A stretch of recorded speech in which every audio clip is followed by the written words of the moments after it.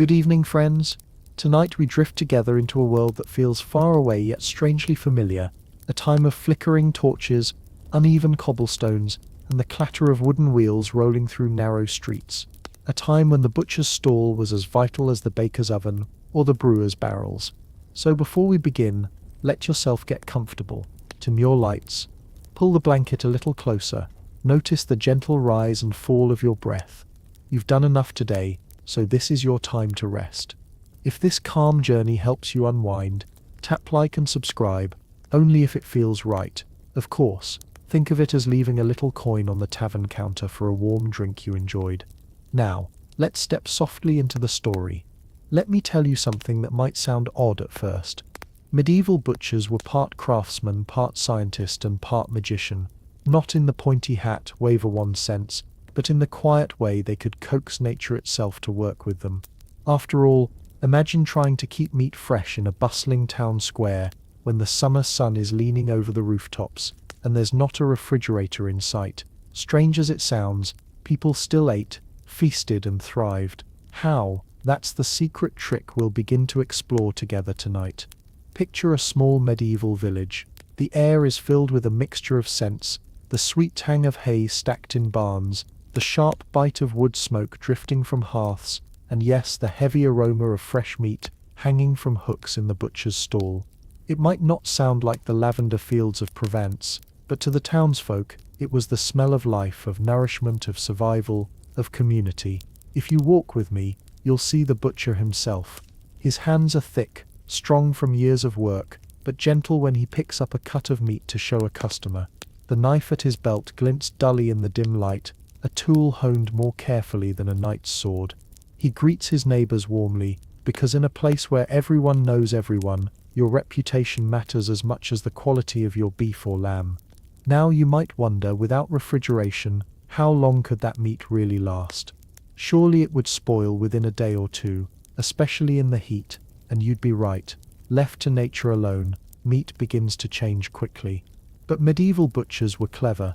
They had learned a set of tricks passed down through generations, whispered like family recipes. Some methods were borrowed from the Romans centuries earlier, others born of necessity in damp, chilly winters or parched summers. One of their simplest tricks was salt.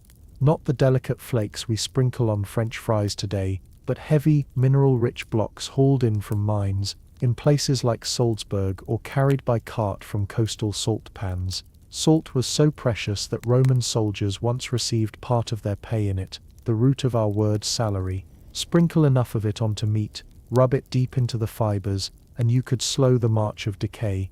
It wasn't perfect, but it was enough to give families time. Can you imagine the feeling of biting into a strip of salt-cured beef after a long day in the fields? It would be chewy, yes, but rich and satisfying, like the medieval version of beef jerky, except chewier, tougher, and with a mineral bite that might make you reach for an ale to wash it down. Not exactly gourmet dining, but in the 13th century, it was as close as many peasants would get to having a travel-ready snack. Almost like a medieval Pop-Tart, practical, portable, and a little rough around the edges. Let's pause here for a moment and listen. Imagine the low hum of voices in the marketplace, children darting between stalls, the clop of a horse's hooves as a rider passes by. Somewhere, the town crier's bell rings faintly, and behind it all, there's the rhythmic chop of the butcher's cleaver on his block, solid, steady, reassuring. But salt alone wasn't the whole secret. Sometimes butchers leaned on smoke. A slow fire in a smoky shed could do wonders, the curling tendrils of wood smoke wrapping around meat like a protective cloak. It flavored the cuts, preserved them, and gave the butcher a little extra time before spoilage. Have you ever smelled hickory or oak smoke on a cool evening? Imagine that, only thicker, mingling with the damp stone of the smokehouse and the earthy scent of straw scattered on the floor. It makes me smile to think of it. Villagers ducking into the smokehouse, eyes watering, coughing lightly, yet leaving with sausages that might last through the week. Sausages were a trick in themselves, stuffing spiced meat into casings made from intestines. It sounds unappetizing to our modern ears, but in truth, it was ingenious. Nothing wasted, everything used. The result: portable packets of protein that could be hung in a cool cellar and enjoyed later. And speaking of cool spaces, here's where the butcher's cleverness really shines. Many towns had underground storage areas, cellars carved beneath houses or dug into hillsides. The earth itself was their refrigerator. Step down into one of those spaces, and the air changes immediately. The temperature drops, the sounds of the street above fade, and you're wrapped in a stillness broken only by the drip of water or the shuffle of your own boots. Meat kept down here could last days longer, sometimes weeks if treated properly. Have you ever walked into a basement on a hot summer day and felt that sudden cool embrace? That's the same sensation medieval villages relied on, except for them, it wasn't just comfort, it was survival. Now here's a curious thought. The year was 1256, and records from England mention strict rules for butchers in London. They weren't allowed to slaughter animals inside city walls, because the mess, the smells and the waste caused too much trouble. Instead they had to do it outside, in designated areas. The meat was then carried back in, sometimes still warm from the animal, to be sold. Can you picture the sight? Apprentices lugging heavy carcasses through the gates, sweat dripping from their brows, the city guards wrinkling their noses as they passed. And yet the people welcomed it, because fresh meat was worth the discomfort. Let's step closer into that world. Imagine yourself standing at a stall in Cheapside, one of medieval London's busiest markets. The butcher calls out his prices, displaying cuts of mutton, beef and pork.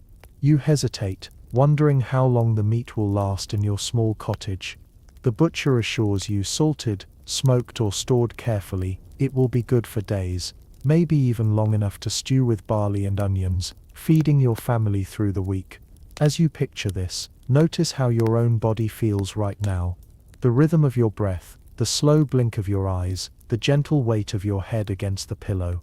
Just as villagers centuries ago trusted the wisdom of their butchers, you can trust your own body to carry you into rest. And yet, there's more to the story, because while salt smoke and cellars were common, the true secret, the trick that gave medieval butchers their edge, was a subtle blend of all three. Not just one method, but layers of them, each reinforcing the other. A salted ham, smoked over oak, then stored in a cool cellar, a chain of care, each link adding precious days to its life. I'll pause here, friends, because I want you to let that image settle. A ham hanging from a wooden beam, smoke curling around it, salt crystals sparkling faintly on its surface, and cool air drifting from the cellar stones. A simple thing, yet it kept families alive. And isn't it comforting to know that survival often rested on such humble practical magic? Now let's drift further down those medieval streets together. The sun is low, casting long golden shadows across the thatched roofs. A dog trots past, tail wagging, hopeful for a scrap. Somewhere, a blacksmith's hammer rings steady, a heartbeat of iron and fire. And here we are, standing once more before the butcher's stall, watching as a slab of salted pork is wrapped carefully in cloth. I wonder, have you ever noticed how certain smells feel like time machines? For the people of that era, the tang of salted meat was more than just food. It was the scent of security. Imagine tucking into a salted joint of pork at the end of winter, when the fields were still barren and the promise of spring crops had not yet arrived. That meat represented foresight, planning and perhaps even luck. Let me tell you a story I once came across in an old chronicle. In the year 1325, a monastery in France recorded its food stores for the winter. Alongside sacks of grain and barrels of ale, the monks carefully noted down smoked hams, salted fish, and strings of sausages. Picture it: stone walls, candlelight flickering on wooden beams, and rows of hanging meat swaying gently in the draught.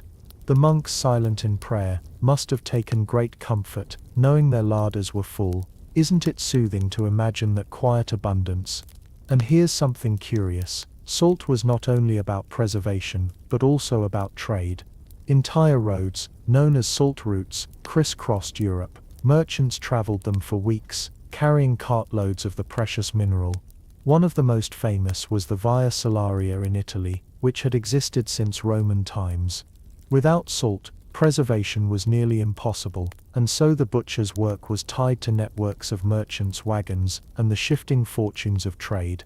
Doesn't it make you smile, thinking of something as simple as table salt shaping the course of entire civilizations? But let's step back into the butcher's shop. The cleaver falls again, with a steady thunk, separating joints of lamb. The butcher wipes his hands on his apron, smudges of fat and salt dusting the fabric. Beside him, a boy, perhaps his apprentice, tends to the smokehouse fire. He tosses in a bundle of herbs, rosemary, sage, thyme. The air changes instantly, fragrant, almost medicinal. That aroma seeps into the meat, adding layers of flavor and keeping insects at bay. Insects, after all, were a butcher's enemy. The buzzing of flies in summer could ruin hours of work. So smoke, herbs and salt were his shields against nature. Can you hear the soft crackle of that fire? The smoke curls upward, catching the light like pale ribbons, then disappears into the rafters. The boy coughs, fans the air, then smiles. He knows this is the smell of survival. Sometimes I like to compare this to our own kitchens today. Think about leftovers placed carefully in a fridge, sealed in plastic containers, neat, modern, tidy. Now picture the medieval equivalent, a clay jar, filled with layers of salted meat, sealed with a thick slab of lard or beeswax. The fat hardened on top, creating an airtight lid. Peel it away, days later, and the meat beneath was still fresh. A medieval Tupperware, if you will, though far less stylish. And oh, the creativity didn't end there. In some regions, meat was steeped in vinegar or wine, the acidity slowing decay. Imagine pork soaking in dark red wine, the liquid staining the meat and seeping into its fibers. When cooked later, it would be tangy, rich, unlike anything we taste today. A little extravagant perhaps, but for wealthier households, it was a mark of status. The poor relied on salt alone, but the nobility, they had their meat steeped in barrels of wine. Can you imagine opening such a barrel? The mingling of scents, wine sharpness, raw meat, and oak wood. It must have been overwhelming, yet oddly appealing. Now I want you to picture the rhythm of life around this. A peasant family gathers at the table. The father carves into a slab of salted beef, softened by long boiling in a pot with barley. The mother ladles stew into wooden bowls, steam rising in ghostly curls. Children lean forward eagerly, the day's labor forgotten in the warmth of supper. Outside, the wind rattles the shutters, but inside, bellies are full and hearts are calm. Isn't that a comforting scene to hold in your mind as you rest tonight? Let me share a playful thought. Salt-cured fish was another staple, especially cod. By the late Middle Ages, dried and salted cod, known as stockfish, was shipped all across Europe. Imagine a tough, board-like slab of dried fish arriving in your kitchen. You'd have to soak it for hours, maybe days, before it was edible. It was the opposite of convenience food, and yet in its way, it was their closest thing to an instant meal. Like pulling out a frozen pizza today, except you had to wrestle with it like a piece of wood before cooking. Isn't it funny how necessity reshapes our idea of easy dinner? Now listen for a moment to the world around you. The creak of the butcher's wooden sign, swaying in the evening breeze, the chatter of townsfolk, dwindling as they head home. Somewhere, a church bell tolls softly, marking the hour. The butcher packs away his tools, scrubbing his block clean with handfuls of straw. Tomorrow the cycle will begin again. Fresh meat, fresh salt, fresh smoke, day after day, year after year. The rhythm of preservation, and this rhythm, dear friend, is what kept communities alive. Without it, winters would have been harsher, famines more severe, and families more fragile. The butcher's craft was not simply about selling meat, it was about stitching together the fabric of survival. Doesn't it feel calming to realize how small, careful acts, rubbing salt, tending smoke, digging cellars, could ripple out into something so enduring? Before we drift further, let's pause with another image. A ham hangs high in a smokehouse, its surface darkened, shiny with fat. Below it, embers glow, sending up a steady stream of smoke. In the shadows, other hams sway gently, almost like lanterns in the dark. It's quiet, save for the occasional pop from the fire. That silence, that stillness, it feels almost sacred. Hold that image in your mind as you breathe slowly, letting each exhale carry away the noise of your own day. Just as the butcher let time and patience do their work, you too can let time soften the edges of your thoughts tonight. The smokehouse fades behind us, as we stroll further down the narrow lanes of the medieval town. Evening has settled now, a kind of gentle hush draping itself over the rooftops. The torches flicker on street corners, their flames bending in the wind, and somewhere a lute strums faintly from an open tavern door. It's the sort of sound that makes you smile without realizing it, as if the strings themselves carry a reminder that life is not only about survival, but also about moments of ease. And yet in the middle of all this, meat remained at the center of daily concern. To us, meat is something wrapped in plastic at the grocery store, cold to the touch, with little printed dates telling us when it will spoil. But imagine instead, standing in a world without such guidance. Every piece of meat was a little mystery, its freshness judged only by smell, color, and the trust you placed in your butcher. Trust, in fact, was everything. Butchers who failed to preserve meat properly risked not only angry customers, but real danger. Food poisoning could devastate a household. So rules, customs and traditions formed around their work. Guilds began to rise, especially in larger towns, protecting the craft and enforcing standards. By the 14th century, butcher guilds in cities like Paris and London wielded significant influence. Their role was part business, part public health, though no one would have called it that back then. Isn't it fascinating to think of butchers as early guardians of wellness? Now, let's pause for a moment and picture the tools they used. The cleaver, heavy and broad, designed for force more than finesse. The butcher's block, scarred with years of cuts, smelling faintly of iron and wood, hanging hooks, polished smooth by endless use. Each tool, simple in itself, but together forming a toolkit as essential to a community as the blacksmith's forge or the miller's wheel. And there was artistry too. Meat wasn't simply hacked apart, it was portioned, trimmed, displayed. Picture a stall lined with cuts arranged neatly, each sprinkled with coarse salt, perhaps garnished with a sprig of herb to ward off flies. Customers leaned in, squinting, sniffing, bargaining. The butcher laughed, teased, reassured. A performance as much as a trade. If you've ever walked through a modern farmer's market, perhaps you've seen echoes of this. The bright arrangements of fruit, the calls of vendors, the mingling of smells. The medieval marketplace was the same, only louder, earthier, more crowded. And right in the center, the butcher's craft quietly worked its magic, keeping meat fresh just long enough for it to be enjoyed. Here's a thought that might surprise you. Ice, while rare, was sometimes used too. Wealthy households, especially in colder climates, stored blocks of winter ice in deep pits insulated with straw and sawdust. These ice houses could preserve meat for months. Imagine a lord's table in midsummer, laid with roasted meats chilled in a pit of ice beneath the manor. To the servants, retrieving that ice must have felt like reaching back in time, pulling winter into the heat of July. A luxury far beyond the reach of ordinary folk.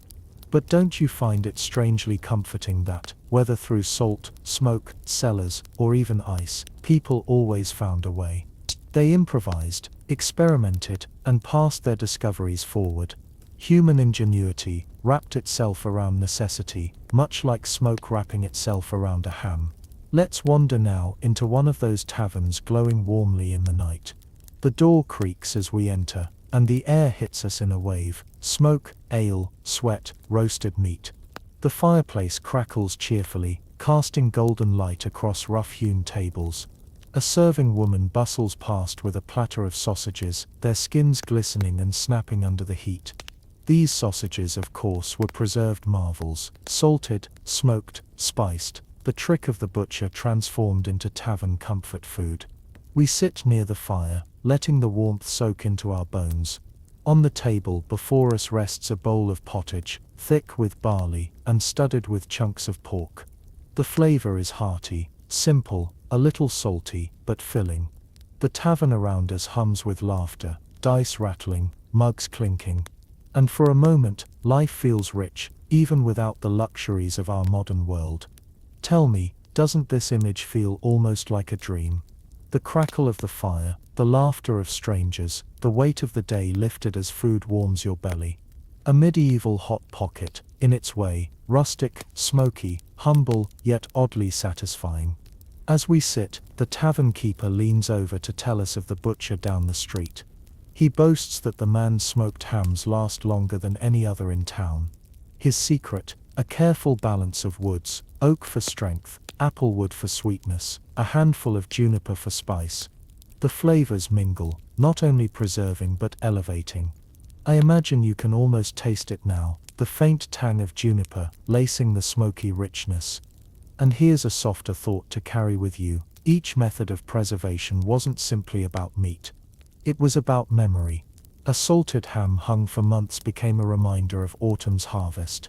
A smoked sausage, eaten in winter, carried the echo of summer's fire. Meat was a way of binding time, of carrying moments forward. Isn't that soothing to realize that food could be a thread weaving past and present together? Close your eyes for a second, if you like. Hear the tavern's hum, feel the warmth of the fire, smell the rich stew before you. Let it settle, like the slow rhythm of waves against a shore, and when you open your eyes again, notice how calm you feel. Because just as medieval families found comfort in their salted stores, you can find comfort here, in these simple images, carried gently into your rest tonight.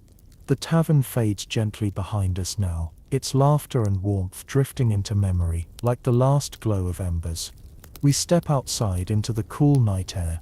The cobblestones beneath our feet are damp with evening mist, and the distant hoot of an owl echoes across the fields beyond the town wall.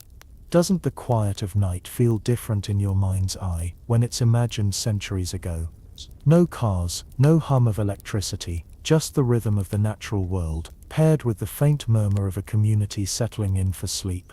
And somewhere, behind shuttered windows and heavy doors, cuts of meat rest in jars of fat or casks of brine, waiting patiently for their time to be cooked. Imagine lifting a heavy wooden lid from a barrel, the sharp scent of brine rising up, stinging the nose, but promising nourishment. In that moment, the simplicity of survival was stored in liquid and salt. Let's step into a modest kitchen now. A single hearth glows in the corner, its fire banked low for the night. On a shelf nearby, jars of preserved pork glisten in the firelight, sealed with pale caps of hardened lard. The flickering flames dance across the rough stone walls, and the only sound is the occasional snap of a log. A mother moves quietly across the room, adjusting blankets over her children, her hands calloused but tender. Tomorrow, she'll draw from those jars and place meat into a simmering pot, the scent of stew filling the house, filling her children's bellies. It's such an ordinary image, yet it feels almost sacred when we pause to see it clearly. Now here's something curious. In some medieval households, spices were used to aid preservation as well.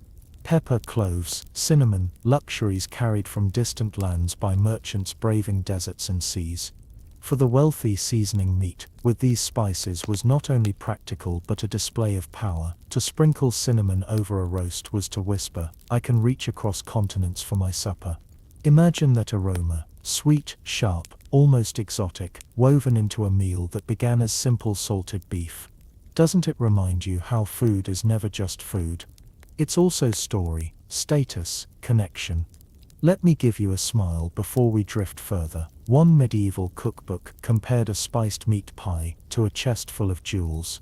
Can you picture it?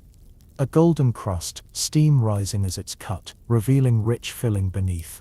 To them it wasn't just dinner, it was treasure. And in a way it was, because each preserved piece of meat had survived the invisible battle against time and decay. Step outside with me again for a moment. The night is cool, and above us, stars spread wide across the sky. The Milky Way glimmers like spilled flour across black velvet.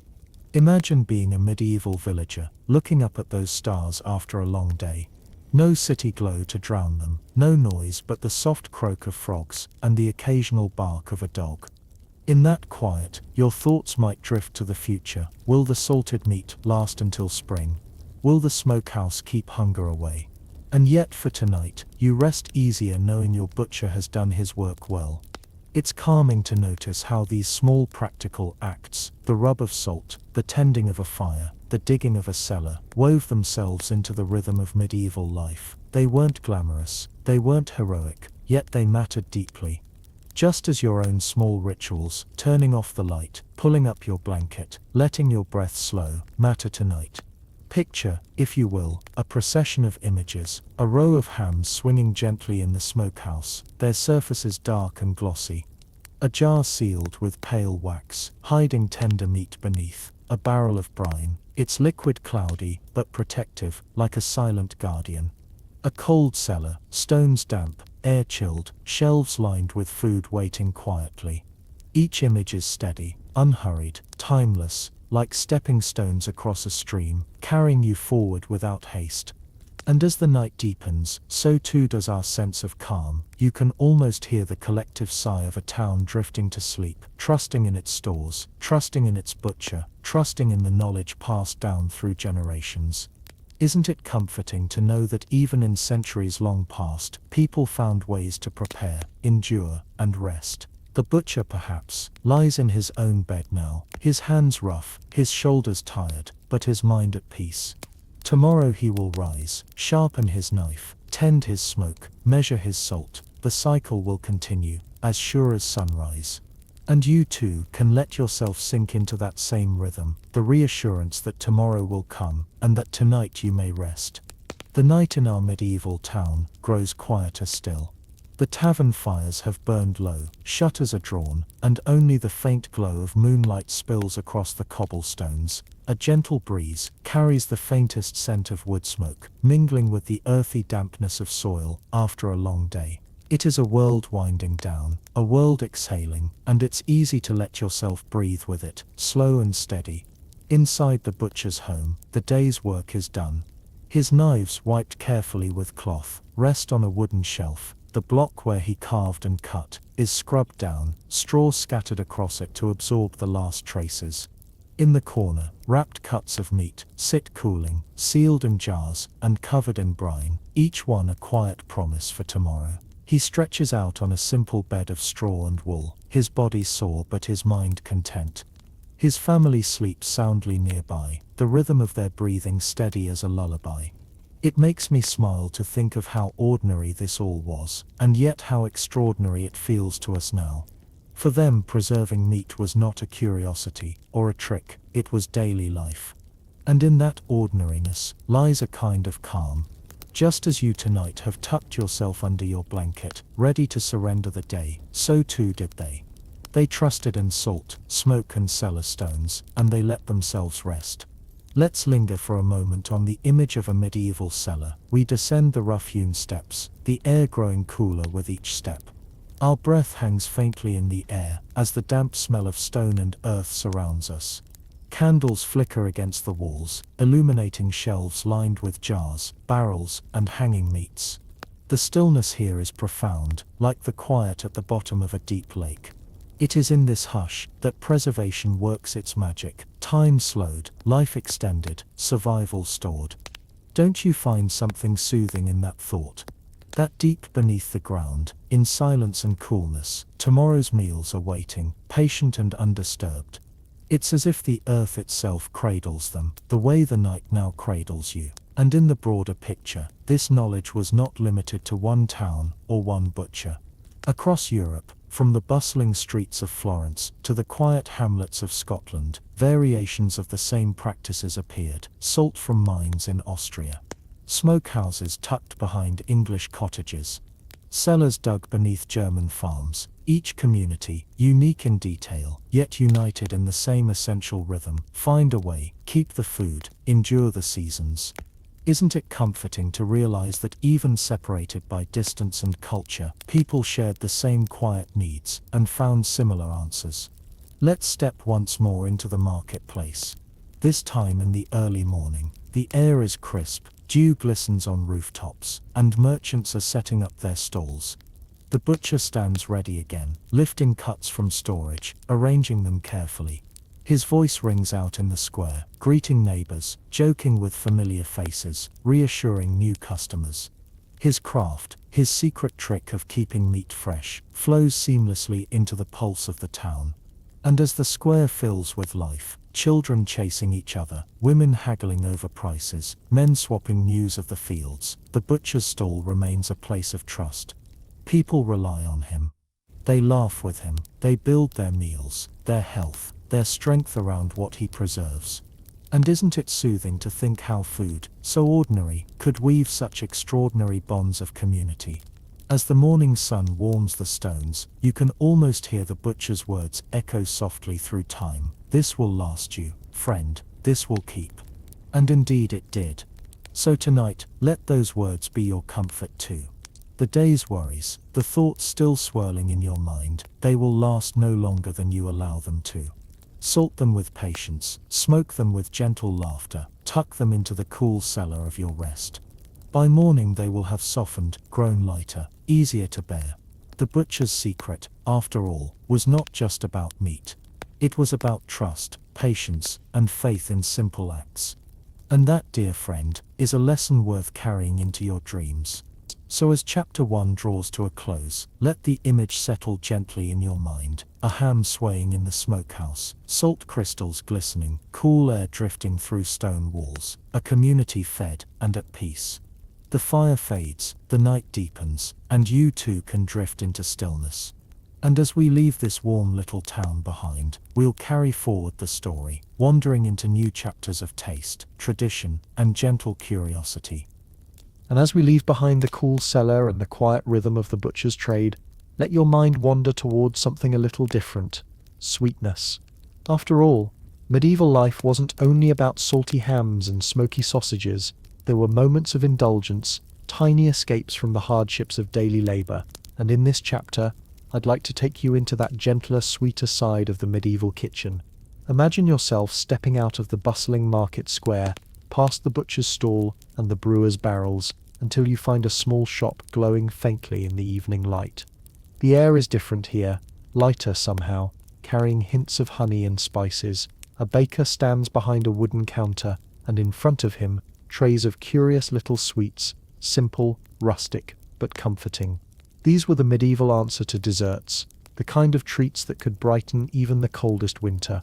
Let me tell you about honey, for it was the backbone of sweetness in those times. Sugar was rare and costly, arriving only in small amounts from distant lands, carried across seas and deserts at great expense. But honey was local gold. Beekeepers tended hives carefully, and the golden liquid they harvested was as treasured as silver coins. Picture a pot of thick honey, glistening in the firelight, its surface catching the glow like amber. A spoon dipped in, sticky and slow, could sweeten porridge, glaze roasted meats, or fill the simplest of pastries. And yes, pastries existed even then. They weren't the delicate eclairs or frosted cakes we know today. They were heartier, denser, sometimes more savory than sweet. Imagine a flat round of dough, baked until golden, then drizzled with honey, sprinkled with crushed nuts, and eaten warm. Can't you almost taste it? The crunch, the sweetness, the rustic comfort of something both simple and indulgent. Here's a curious fact. Records from the 12th century mention honey cakes prepared for festivals and holy days. They were seen not just as food, but as symbols of celebration, carrying meaning as well as flavor. To bite into one was to join a larger rhythm of life, one that tied together the sacred and the ordinary. But let's not leave the butcher too far behind. Sometimes meat and sweetness met, in surprising ways. Dishes like roasted fowl glazed with honey, or pork cooked with dried fruits, were common in noble households. The combination may sound strange to us, but it reflected a different palate, one that delighted in contrasts, savory with sweet, sharp with mild. In fact, a roasted quail drizzled with honey was once described as fit for a king's table in a 13th century English text. Picture it, the glow of torches in a castle hall, goblets of wine raised high, platters of roasted meats, gleaming with honey glaze, the air filled with music and laughter, and at the center of it all, food preserved, sweetened, and transformed into something worthy of memory. Doesn't it feel like stepping into a dream of feasting, a banquet both strange and comforting? But of course, for most people, feasts were rare. Daily life was humbler. A pot of pottage with a drizzle of honey was a luxury, a bite of candied fruit, an uncommon joy. Yet even those small moments mattered. Imagine a child's face lighting up as he's handed a small piece of honeycomb, chewing on the wax, savoring the sweetness. That smile, in the midst of hard labor and long winters, was worth everything. Now let's pause here. Close your eyes if you like, and picture yourself holding that piece of honeycomb. It's sticky against your fingers, golden light catching in each hexagon. As you take a bite, the sweetness bursts across your tongue, simple yet profound. Hold that image, let it settle, and notice how your own breathing slows as you do. And here's something to make you smile. In some regions, honey wasn't only for food, it was used as medicine, mixed with herbs to soothe sore throats or heal wounds. So that sweet jar on the shelf, it was treasure in more ways than one. It kept bellies full, spirits lifted, and bodies healed. Imagine then, walking through a medieval village at dusk. The baker has closed his shutters, the butcher's knives are cleaned, but somewhere, in a small cottage, a family gathers around a table. A bowl of warm honeyed porridge is passed around, steam curling in the candlelight. Children giggle, parents smile, and for a moment, life feels sweet. Not perfect, not easy, but sweet. As you hold that thought, notice how your own body feels, warm, heavy, relaxed. Just as the sweetness softened their days, let this calm soften yours tonight. The honey lingers on our tongues, golden and rich, but now let's wander further into the world of medieval sweets. Imagine yourself walking through a bustling fairground on a holy feast day. The air is alive with sound, fiddles and drums, laughter, the clatter of wooden wheels as carts roll past. Bright banners sway overhead, their colors muted by candle smoke and torchlight. Among the stalls, one stands out.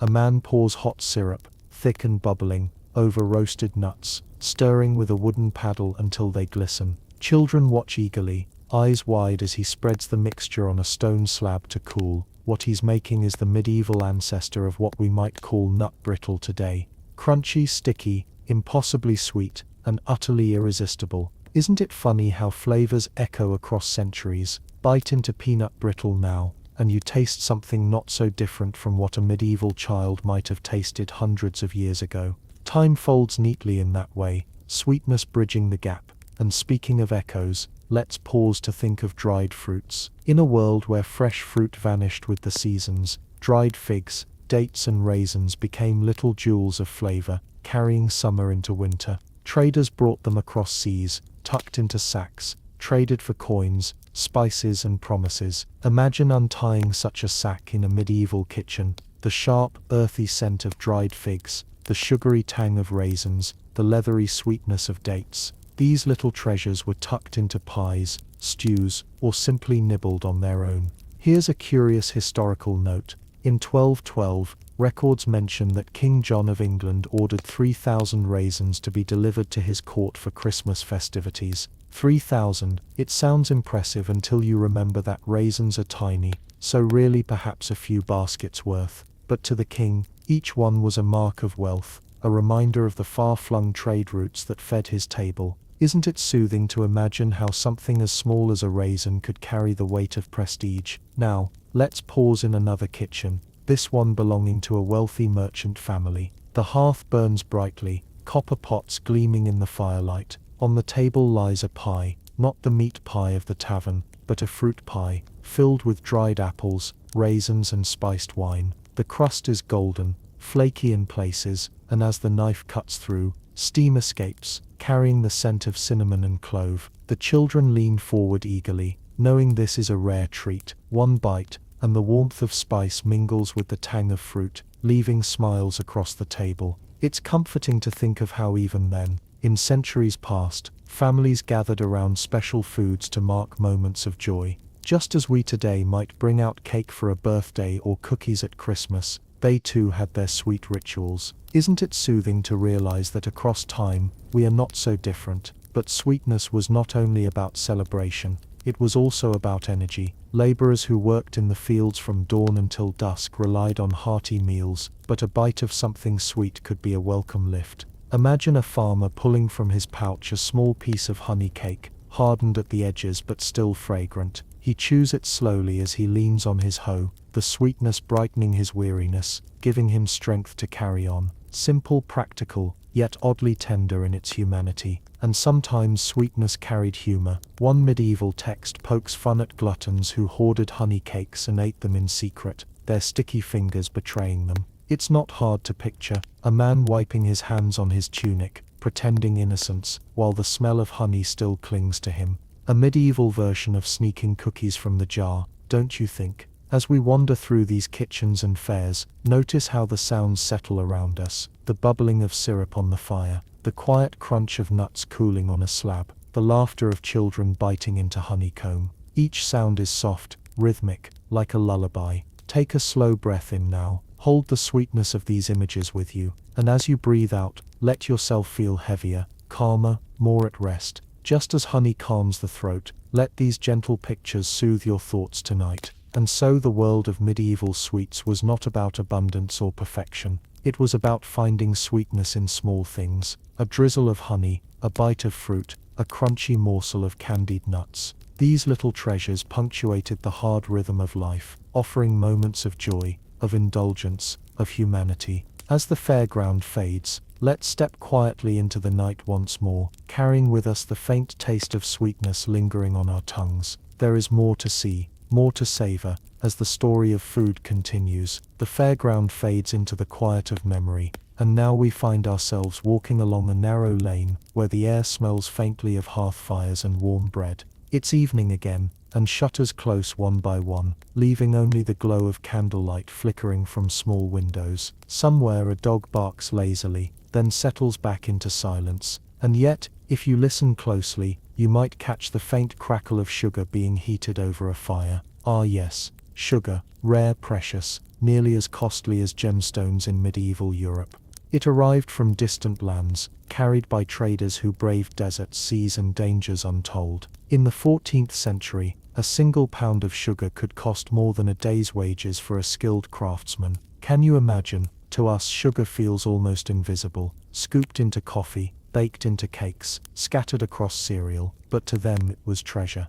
Picture a wealthy household in Florence around the year 1350. The cook, dressed in a simple tunic, hovers over a copper pot, watching carefully as sugar dissolves into water, forming a clear syrup. He stirs slowly, adding almonds to create a kind of candied nut, shimmering like jewels when cooled. When the lord of the house tastes one, his eyes light up, not only at the sweetness but at the rarity. Guests murmur with admiration, for to serve sugared almonds was to declare wealth as boldly as displaying gold. And yet, sweetness was not confined only to the rich. In humbler homes, honey stood in for sugar. A mother might drizzle honey over a small cake of barley flour, letting it seep into the cracks, turning something plain into something special. Imagine her children's delight, as they bite into the sticky, chewy treat, their faces glowing in the firelight. Even in modest kitchens, sweetness had its place. Now, let's wander into a monastery, where silence reigns and monks move slowly in the dim corridors. You might not expect it, but monasteries were often centers of culinary knowledge. Here sugar and honey found their way into tonics, syrups and even little confections offered to guests. One monk carefully records a recipe in his book, candied ginger, meant to warm the body and soothe the stomach. He dips the pieces into honey, lays them out to dry, and notes the process with quiet precision. Isn't it comforting to imagine these serene figures, heads bent over parchment, preserving not only souls but recipes? And here's a curious thought. Have you ever tasted candied fruit at Christmas, bright sticky pieces folded into cakes? That tradition has roots stretching back to these very kitchens, fruits steeped in honey or sugar syrup, dried carefully, preserved for months. In a world without fridges, it was both necessity and delight, a way of stretching nature's gifts beyond their season. Now, imagine holding a small candied fig in your hand. It's glossy, almost jewel-like, its surface tacky to the touch. Bite into it, and sweetness bursts across your tongue, tempered by the fruit's natural tartness. It is not the overwhelming sweetness of modern candy, but a gentler, earthier flavor, something that feels both nourishing and indulgent at once. Let's pause here, breathing slowly. Notice the warmth of these images, the richness of their colors, the golden honey, the deep brown figs, the soft amber glow of firelight. These are not sharp, bright images, but mellow, soothing, like faded parchment or worn wood. Let them settle over you, like a soft blanket. And remember, even the smallest taste of sweetness mattered deeply then. A dried date, tucked into a traveler's pouch, could brighten a long road. A candied almond at a feast could mark the turning of the year. A spoonful of honey stirred into warm milk could soothe a restless child. Food was not only fuel, but comfort, memory, love. Isn't it tender to realize that? Now, let us step into another fair, this time in France. The year is 1380, and the streets are alive with color. Jugglers toss wooden pins, musicians play shawms and drums, and vendors cry out their wares. Among them a confectioner offers little wafers, thin, crisp, sweetened with honey, and flavored with rose water. Curious passers-by nibble them, smiling at the delicate crunch. These wafers are fragile, fleeting, gone in a bite, yet in that bite lies delight. Close your eyes for a moment, and picture yourself tasting one. The wafer crumbles instantly, honey sweetness dissolving on your tongue, rose water lingering faintly like a memory of flowers. Isn't it lovely how something so small can carry such gentle joy? And just as wafers crumbled in the hand, so too do our thoughts begin to soften as we wander further into this gentle night. The medieval world, for all its hardships, held sweetness in its heart, not abundant, not easy, but cherished. The fairground of France fades gently into the quiet of evening, and now we find ourselves in a grander setting, the hall of a noble household. Long wooden tables stretch beneath banners of crimson and gold, their surfaces crowded with dishes. Torches flicker along the walls, casting restless shadows, while servants bustle with platters. At the head of the table sits the lord and lady, their robes rich with embroidery, their goblets gleaming, and what lies on those platters? Not only roasted meats and savory pies, but sweet confections designed to dazzle. Marzipan, for instance, sculpted into shapes of castles, animals, even saints. Can you picture it? Almond paste mixed with sugar, molded with delicate fingers, painted with natural dyes. It was food, yes, but also art. Guests gasped as these edible sculptures were brought forth, marveling at the creativity before they ever tasted the sweetness. Imagine lifting a small marzipan figure, the almond scent rising faintly as you bite, soft, chewy, with just enough sweetness to linger on your tongue. It was luxury, extravagance, a sign that the household could afford not only the costly sugar, but the time and skill to craft it. Isn't it soothing to picture the quiet pride of the cook, watching as nobles admired his work? But sweetness could also be playful. At some feasts, sugar was used to create what were called subtleties, edible displays that surprised and amused. A pie might be presented, its crust golden and innocent, only to reveal live birds fluttering out when cut. Or a sugar sculpture might hide a small trinket inside, waiting to be discovered. These were moments of wonder, little bursts of joy, amid the solemnity of feast halls. And here's a curious thought, even kings had their sugar indulgences. In the 15th century, Henry VI of England is recorded as enjoying spiced comfits, tiny seeds coated in layers of sugar, built up slowly until they became little round candies. The process took patience, shaking seeds in pans with syrup over and over, but the result was a treat both refined and portable. Can't you imagine the gentle rattle of those pans in the kitchen, the rhythmic motion, the slow layering of sweetness, almost meditative in its way? Now let's wander away from the noble hall, and back into a humbler lane. A small cottage sits near the edge of the village, its walls rough, its roof thatched. Inside, a family gathers by the hearth. Tonight they are lucky, a traveling merchant sold them a handful of dried figs. The mother slices them carefully, sharing them among her children, each piece savored as if it were treasure. The father smiles as he watches, knowing that for a moment, the worries of tomorrow have faded. Doesn't that image warm you too? The sweetness of a simple fig, binding a family together. And here's where we might smile again. Sweet treats were not always refined. Sometimes they were rough, messy, even clumsy. Imagine a boy dipping bread into a pot of honey, pulling it out dripping, his face quickly smeared with stickiness. He laughs, licks his fingers, and wipes the rest on his tunic. His mother scolds him gently, but even she can't help smiling. a medieval version of a child with chocolate on his face, proof that joy looks much the same across centuries. Let's pause now and listen. The fire crackles softly in the cottage, the wind hums against the walls, the children's giggles fade into yawns as sleep pulls at their eyelids. A bowl sits empty, save for a smear of honey at the bottom. Sweetness, simple and fleeting, has done its work. And in that hush, the family drifts into rest. Take a slow breath here with me. Inhale, holding the warmth of that scene. Exhale, letting your body soften, your shoulders loosen. Just as the family rests in their cottage, you too can rest in the quiet of this moment. It's comforting to realize how sweetness was always more than food.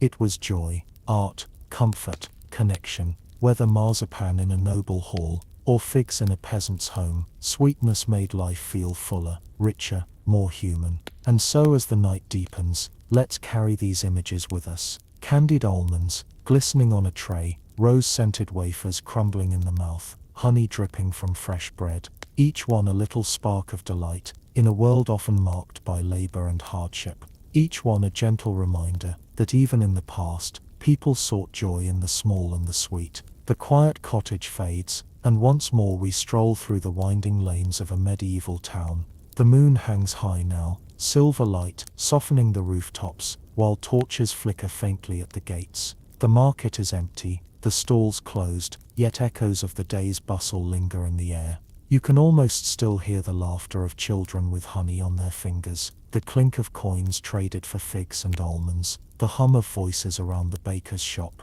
And yet in the silence, there remains sweetness, for inside each home, cupboards and jars hold little treasures, candied fruit, honey cakes, wafers tucked carefully away.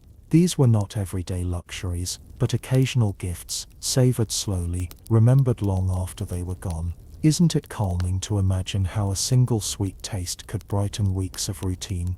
Picture for a moment, a merchant returning home after a long journey. His cloak is dusty, his feet sore, but in his pouch lies a small bag of sugar crystals brought from afar. His children rush to meet him, eyes wide, as he pours the crystals into their hands. They taste them cautiously, then beam with joy at the strange sparkling sweetness. In that instant, distance collapses, the deserts, the seas, the markets of foreign lands, all carried home in a single grain of sugar. Or imagine a monk in his quiet cell, dipping his quill into ink, pausing to nibble a candied ginger he made days before. The warmth spreads through him, soothing his body, steadying his mind, even as he continues his work. Sweetness here is not indulgence but focus, a quiet companion to his devotion. And in noble halls, sweetness spoke of power. A banquet closing with sugar sculptures, or candied almonds, told the guests this household commands wealth and connections. It was as much about display as about taste,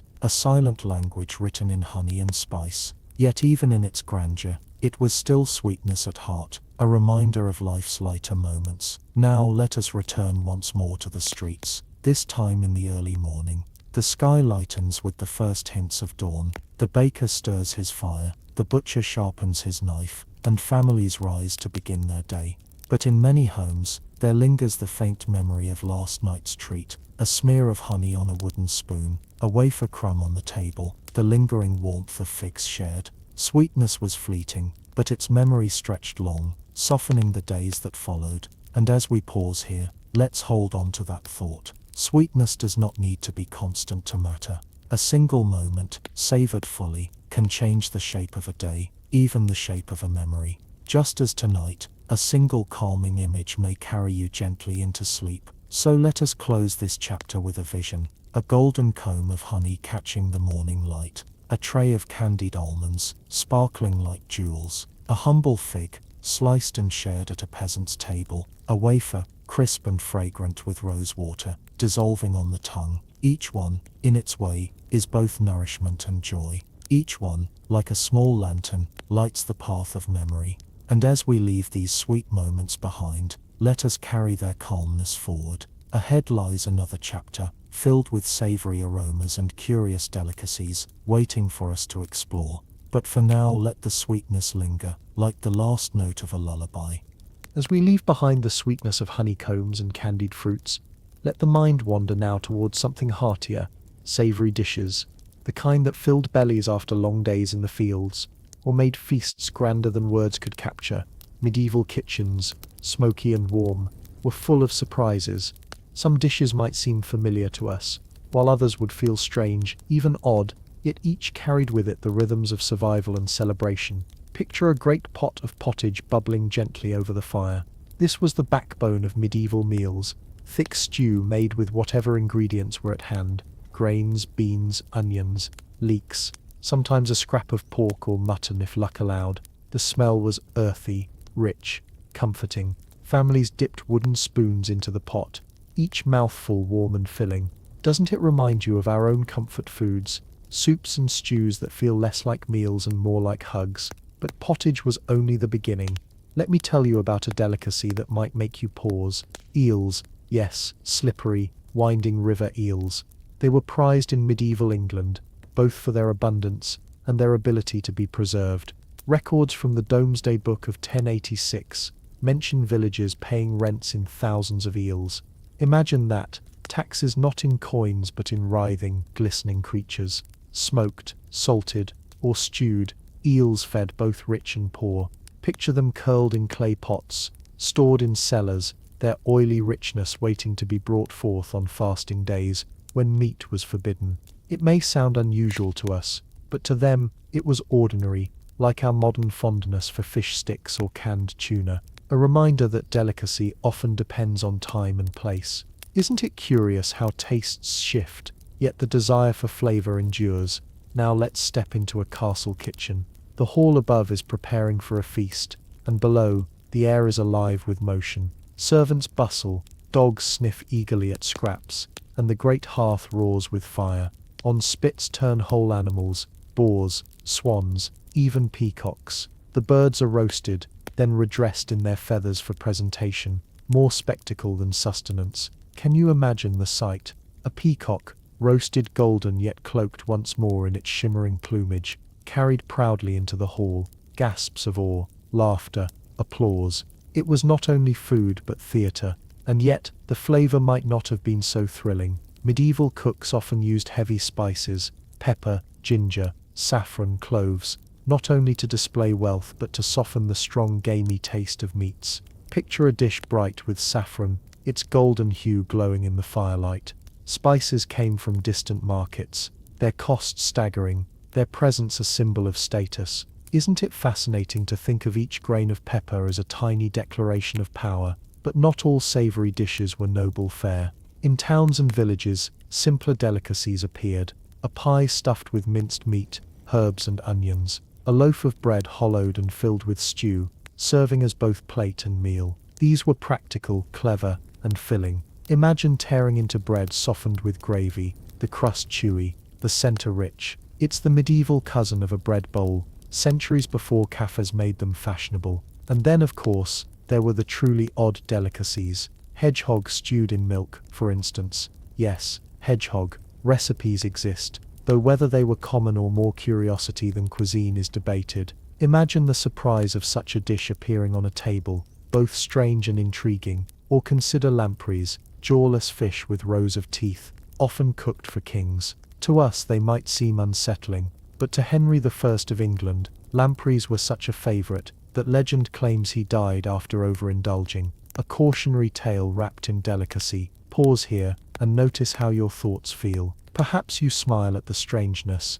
Perhaps you feel comforted by the familiarity of stews and bread. Either way, each dish carries with it the same thread: the effort to make life nourishing, flavourful, memorable. Close your eyes if you wish, and picture the castle kitchen once more. Hear the spit turning, the fire roaring, the clatter of pots. Smell the saffron and ginger mingling with roasted meat. See the servants moving in rhythm, each gesture practiced, purposeful, and in that rhythm, find your own calm, your own steady breath, your own ease, because just as those cooks transformed simple ingredients into feasts, so too can you transform this quiet moment into rest. The crackle of the castle kitchen fire lingers in our ears as we step back into the streets of the town. Here the smells are different, earthier, simpler, humbler. Instead of saffron and ginger, wafting from noble halls, we find the rich scent of onions frying in lard, or barley porridge simmering slowly in a clay pot. It is the fragrance of everyday life, less dazzling, perhaps, but deeply grounding. Imagine walking past a stall where pies are being sold, their crusts golden from the heat of a small oven. The pies might hold minced beef or rabbit, flavored with leeks and herbs. They are hearty, portable, and practical, perfect for workers who need to carry food into the fields. If you've ever eaten a meat pie at a fair or a Cornish pasty tucked warm in your hand, you've tasted echoes of this tradition. Isn't it curious how practicality becomes pleasure? Let's pause to notice one dish that might feel surprisingly modern: stews thickened with bread. Instead of flour or cornstarch, medieval cooks often used stale bread, breaking it into pieces to enrich and thicken their broths. The bread softened, dissolved, and gave the dish a creamy heartiness. Picture the texture: smooth, filling, almost velvety. It's the medieval cousin of our creamy chowders or rustic soups, born not of indulgence but of cleverness, ensuring nothing was wasted. And speaking of not wasting, one of the defining traits of medieval cooking was frugality. Every part of the animal was used: liver, kidneys, stomach, even blood. Dishes like black pudding, made from blood and oats, were not delicacies but necessities, ways to stretch resources further. Imagine a butcher carefully saving the blood of a slaughtered pig, mixing it with oatmeal and spices, and stuffing it into a casing. The result might sound daunting to us, but to them it was nourishment, a way of respecting the life taken by ensuring nothing went to waste. Doesn't it make you pause, realizing how carefully they lived with what they had? Now, let's step into a fisherman's hut by the river. The air smells of reeds, damp wood, and fresh catch. Fish lie on the table, their scales glinting in the light. The fisherman salts them generously, layers them in a barrel, then seals the barrel tight. Later he might stew them with herbs, or roast them over coals. Fish was essential, especially on fasting days when meat was forbidden. Imagine biting into salted herring, salty, oily, strong, not the delicate flavor we might seek today, but sustaining, filling, and tied to faith as much as hunger. And here's something intriguing. Medieval cooks often combined savory with sweet. Dishes might pair meat with fruits like apples or prunes, seasoned with cinnamon or ginger. Picture a pie filled with minced lamb, onions and raisins, the flavors mingling into something both strange and comforting. It wasn't dessert, and it wasn't strictly savory either. It was a blending of worlds, a reminder that taste was as much about curiosity as about rules. Imagine sitting at a wooden table, breaking open such a pie. The crust flakes, steam rises, and the scent is both savory and fruity.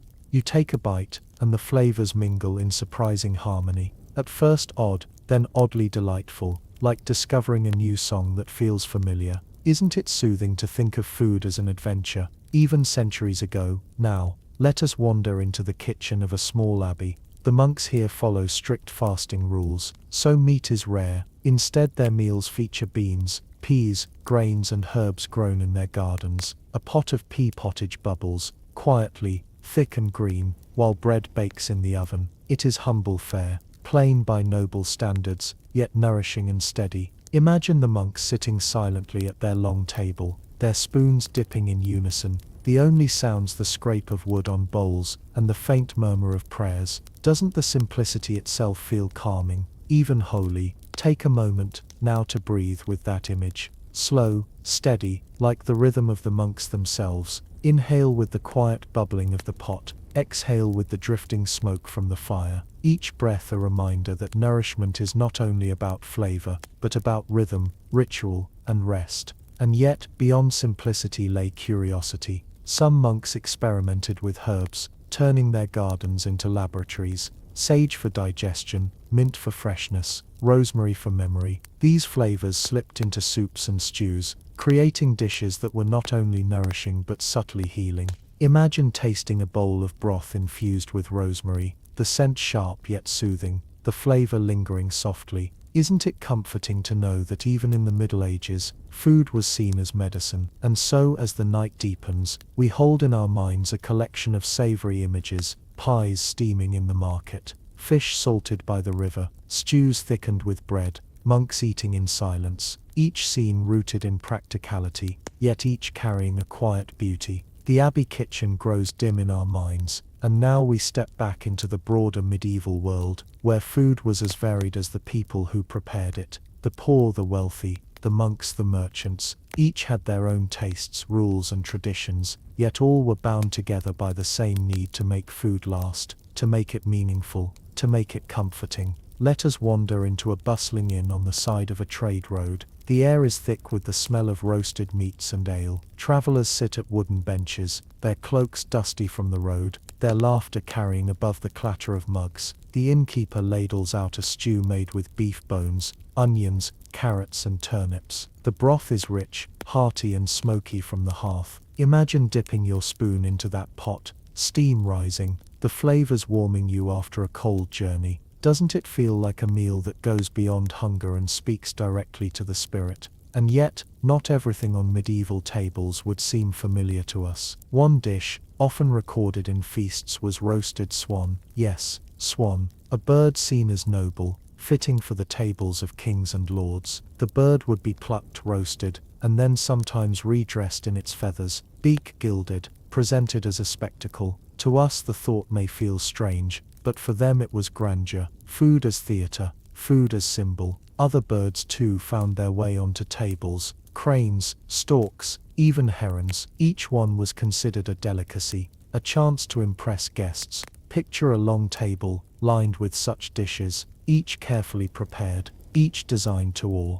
Nobility ate not only to fill their bellies, but to display their wealth, to make meals into memories. Isn't it soothing, in its way, to picture such abundance, even if only in the imagination? But contrast that with the poor, whose delicacies were simpler. A rabbit caught in the hedgerow, stewed with herbs, a pigeon snared from the fields, roasted slowly, even frogs, sometimes eaten in France, boiled with garlic and parsley. These were not luxuries but small victories, little surprises in diets otherwise dominated by grains and vegetables. Yet to those who tasted them, they were special, a change of pace, a bright moment in a rhythm of sameness. Now, let's pause on one odd delicacy, lampreys, strange, jawless fish with round mouths lined with teeth. They were slippery, oily, and rich. Kings loved them. Henry I of England was said to adore them so much that he ignored his doctor's warnings and ate them often. The story goes that his fondness for lampreys may have even led to his death, a strange end, but a reminder that even kings can be undone by their appetites. Imagine the strong, almost metallic flavor of such a dish, difficult for us to picture, but for them, a treasure. And beyond lampreys came oysters, mussels and clams, especially in coastal towns, freshly gathered, sometimes eaten raw, sometimes cooked into stews. Fishermen hauled them in by the basket, selling them cheaply. For the poor, shellfish were accessible, plentiful, and nourishing. Isn't it curious that what was once food of the poor has become a luxury on modern tables? Now, imagine walking along a medieval harbor. Nets hang drying on posts, gulls wheel and cry overhead, and the smell of salt water fills your nose. Fishermen haul in baskets of shellfish, setting them down with a splash. A woman bends over to pick mussels, placing them into a clay pot for her family's supper. She smiles softly, knowing the meal will be simple yet fresh. Isn't there comfort in the ordinariness of that moment? And in the background of all this, spices remained a thread connecting rich and poor alike. For the wealthy they were status, lavish use of cinnamon, cloves, pepper, saffron. For the poor, they were rare but precious, used sparingly when they could be afforded.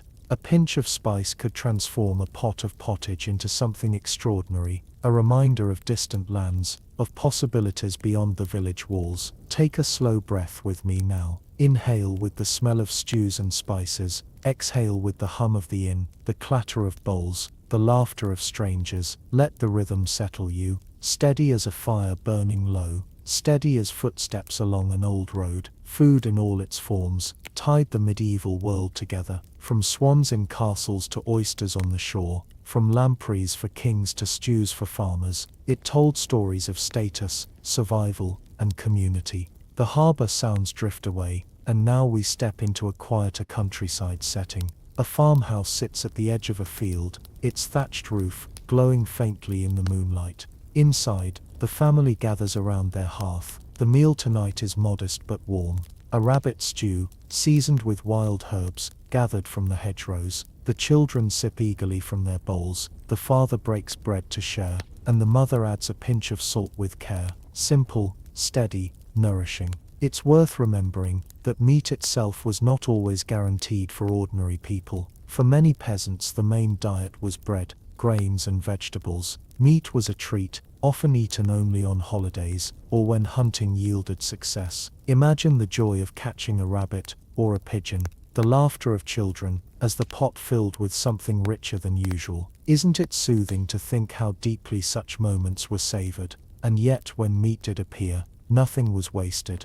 Organs were cooked into pies, bones boiled for broth, fat rendered into lard for cooking. Even the head of an animal might be simmered into soups. It may sound unusual to us, but to them it was practical, respectful, and necessary. Picture a pot of broth bubbling on the hearth, bones rattling softly inside, their flavor seeping slowly into the liquid. The aroma fills the room, and the family waits patiently, knowing this will be both food and comfort. Now let us wander into another world entirely, the feast hall once more. Long trestle tables stretch under flickering torchlight, and servants carry dishes so extravagant they seem almost unreal. A whole roasted boar, tusks gleaming, mouth stuffed with apples, a pie filled not with fruit, but with minced meats, raisins and exotic spices, peacocks roasted and redressed, their feathers dazzling the eye even as the meat cools beneath. For the nobility, food was spectacle,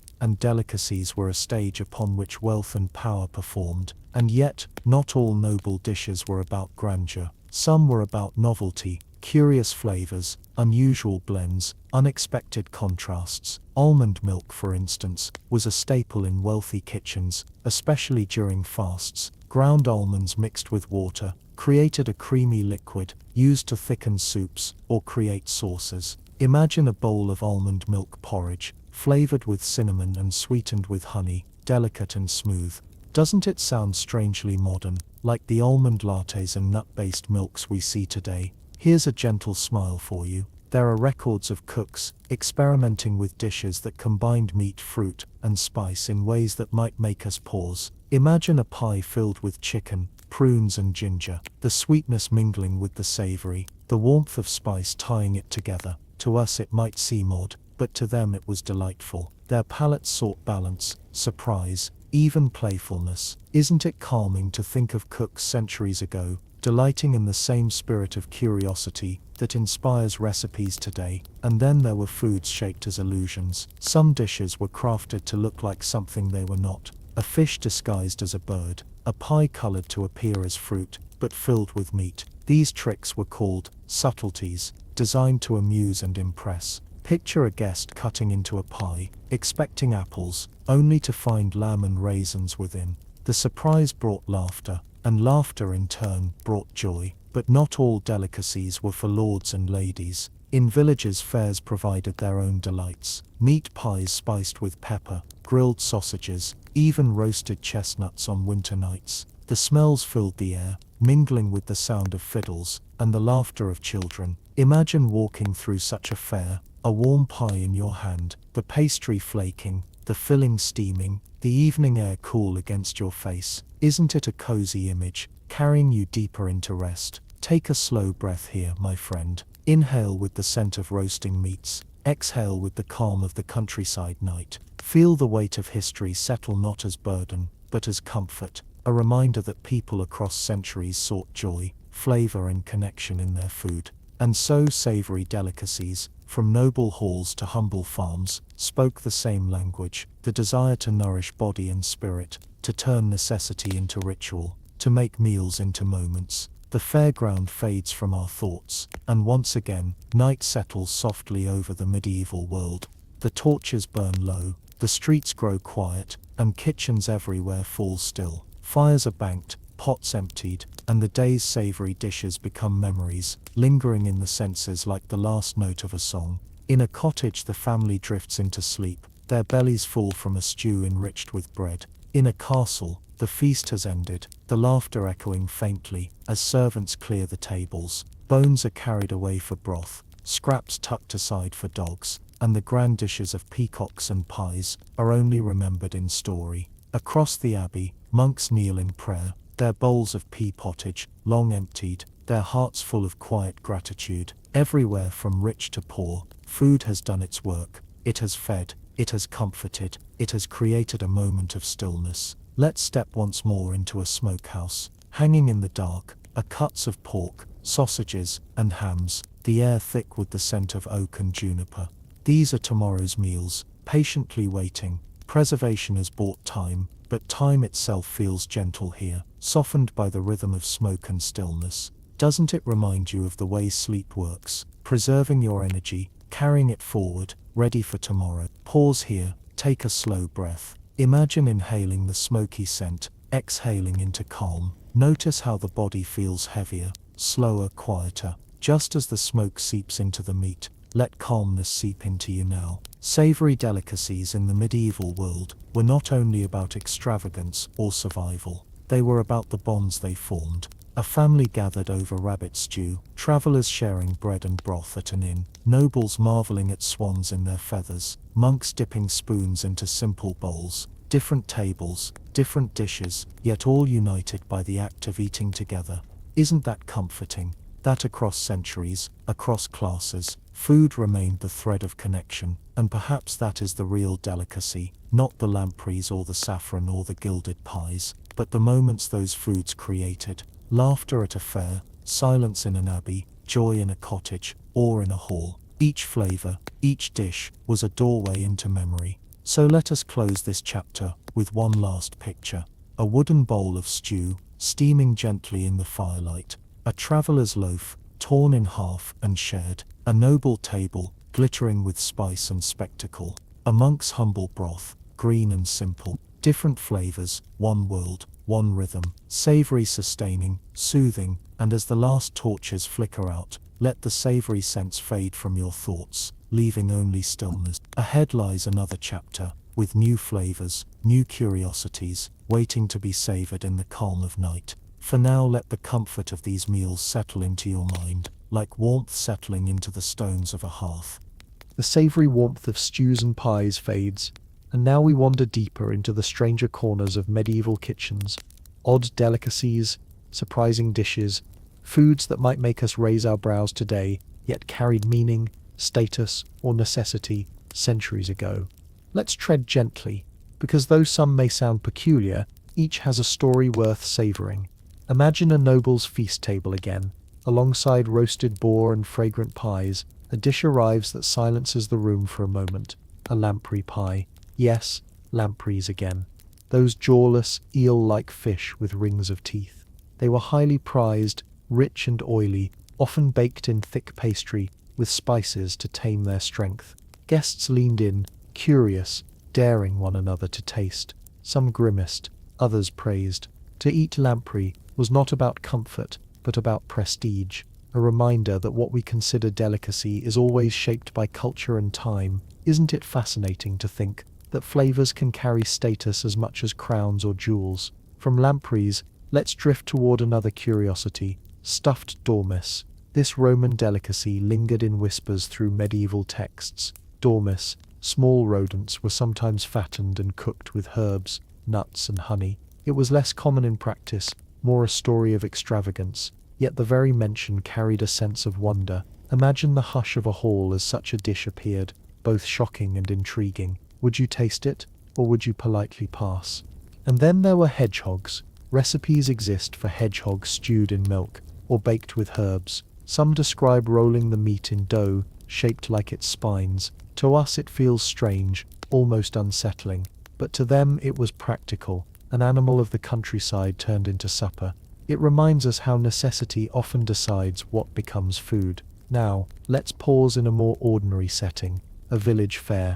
Among the stalls, a seller offers something curious.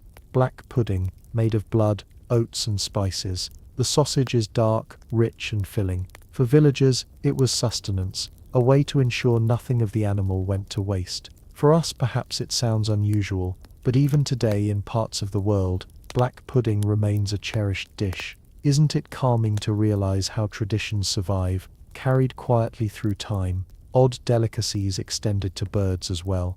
At feasts, larks, sparrows and starlings were sometimes baked into pies by the dozens. A 14th century cookbook even includes instructions for singing pies, where live birds were placed inside, flying out when the crust was cut. Food as spectacle, food as play. Imagine the surprise of guests, laughter ringing out as feathers fluttered through the hall. And yet, even in such extravagance, the purpose was the same: to impress, to delight, to share. Meals told stories of wealth, creativity, survival. Picture yourself in one of those feasts now. The torches flicker, minstrels play softly, and servants carry dishes both familiar and odd. A pie is set before you, its crust golden, its filling mysterious. You take a bite, expecting fruit, but find instead spiced meat and raisins. Surprise, confusion, delight, it all blends together. Isn't it soothing to imagine food as a little mystery, a game woven into the rhythm of the meal? Take a slow breath with me now. Inhale with the warmth of the hall, exhale with the laughter of the guests. Let your own body relax into that rhythm, steady and calm, as if you too are part of the feast, safe, full, at ease. Because the truth is, these odd delicacies, however strange they seem to us, were not really about shock. They were about connection. A dormouse dish made guests talk. A lamprey pie showed status. A hedgehog stew filled a family. Each dish, odd or ordinary, was a thread in the fabric of community. And as we linger here, the night deepens, the fire burns low, and the feast fades gently in our thoughts. Ahead, more curiosities wait, each one an invitation to wander deeper into the strange and soothing world of medieval food.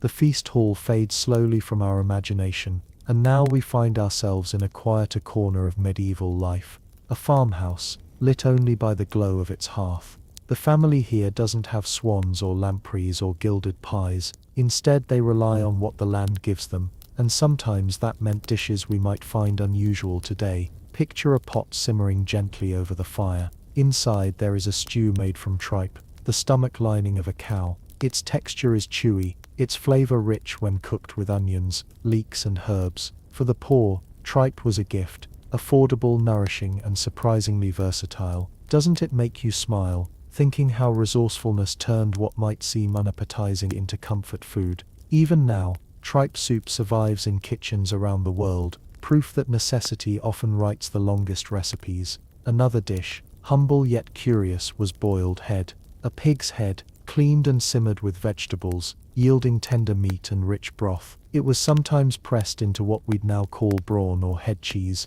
a jellied meat terrine. To us it may sound strange, but in a medieval cottage it was treasured, ensuring nothing of the animal went to waste.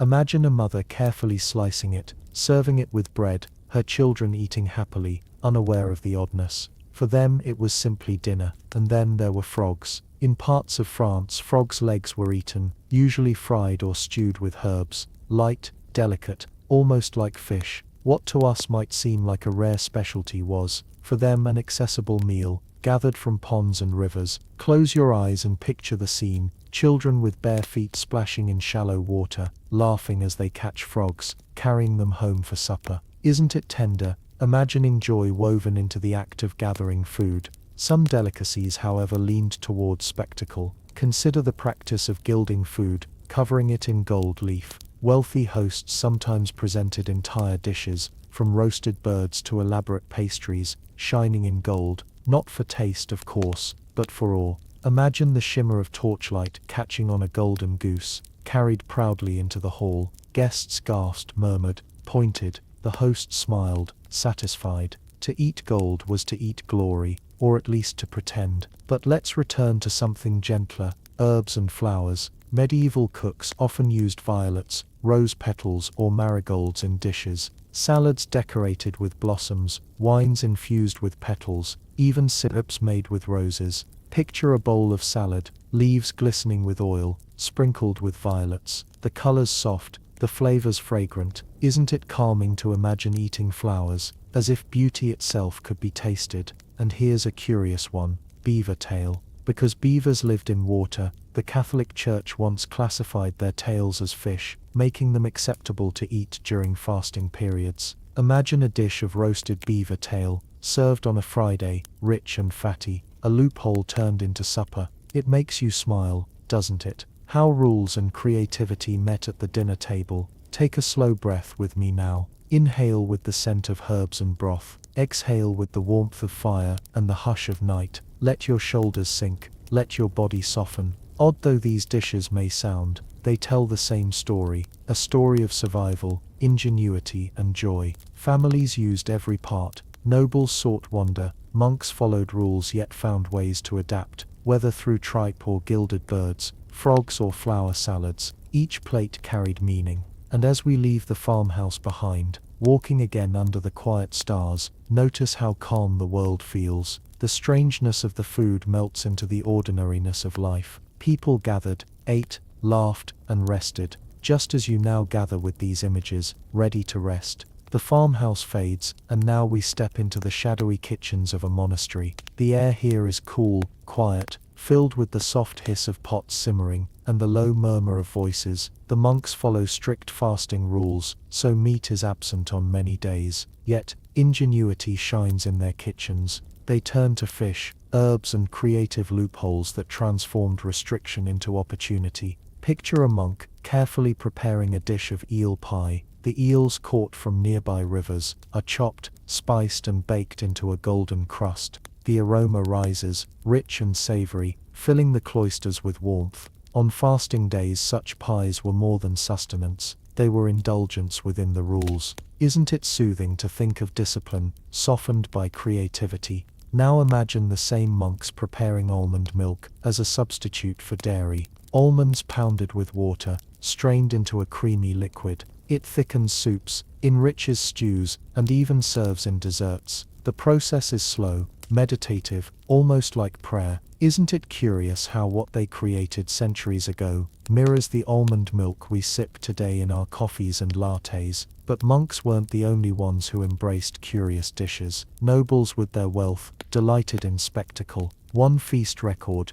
tells of a dish called cock and trice, a fantastical creature made by sewing half of a piglet to half of a capon, roasted as if it were one animal. The sight alone was enough to stun guests into silence. Food here was not just for eating but for wonder, for story, for legend. Imagine sitting in that hall, watching such a creature carried forth, both bewildering and mesmerizing. In towns though, the delicacies were more humble, yet equally inventive. Street vendors sold hot pies filled with mixtures of meats and fruits, blending flavors in ways we might find surprising. Imagine biting into a small hand pie, expecting savory, only to find raisins and prunes woven into the filling. Sweet, salty, spiced, a puzzle for the tongue. Doesn't it make you smile to think of food as playful, centuries before our modern fusion cuisine? And then there were dishes shaped by faith. During Lent, when animal products were forbidden, cooks crafted imitation foods, mock eggs made from almond paste, mock meats from fish and herbs. They weren't perfect illusions, but they carried the spirit of the forbidden dish, softening the fast with a touch of imagination. Isn't it calming to see how creativity can comfort even within limits? Let's pause now at a village fair. A vendor stirs a pot of spiced wine, its aroma of cinnamon and cloves rising into the night. Another sells roasted chestnuts, their shells cracking in the heat, their nutty scent mingling with wood smoke. Children tug at their parents' hands, begging for little pastries drizzled with honey. Amid the noise and bustle, odd delicacies mix with ordinary ones, and the line between luxury and simplicity blurs. Close your eyes for a moment, and imagine standing there. The torchlight flickers, music plays faintly, the air smells of spice and smoke. In your hand is a small pastry, sticky with honey, warm against your palm. You take a bite, and for a moment, nothing else matters but sweetness, warmth, and the hum of voices around you. Isn't that the essence of food? Connection, comfort, delight. Take a slow breath with me now. Inhale with the scent of roasted chestnuts.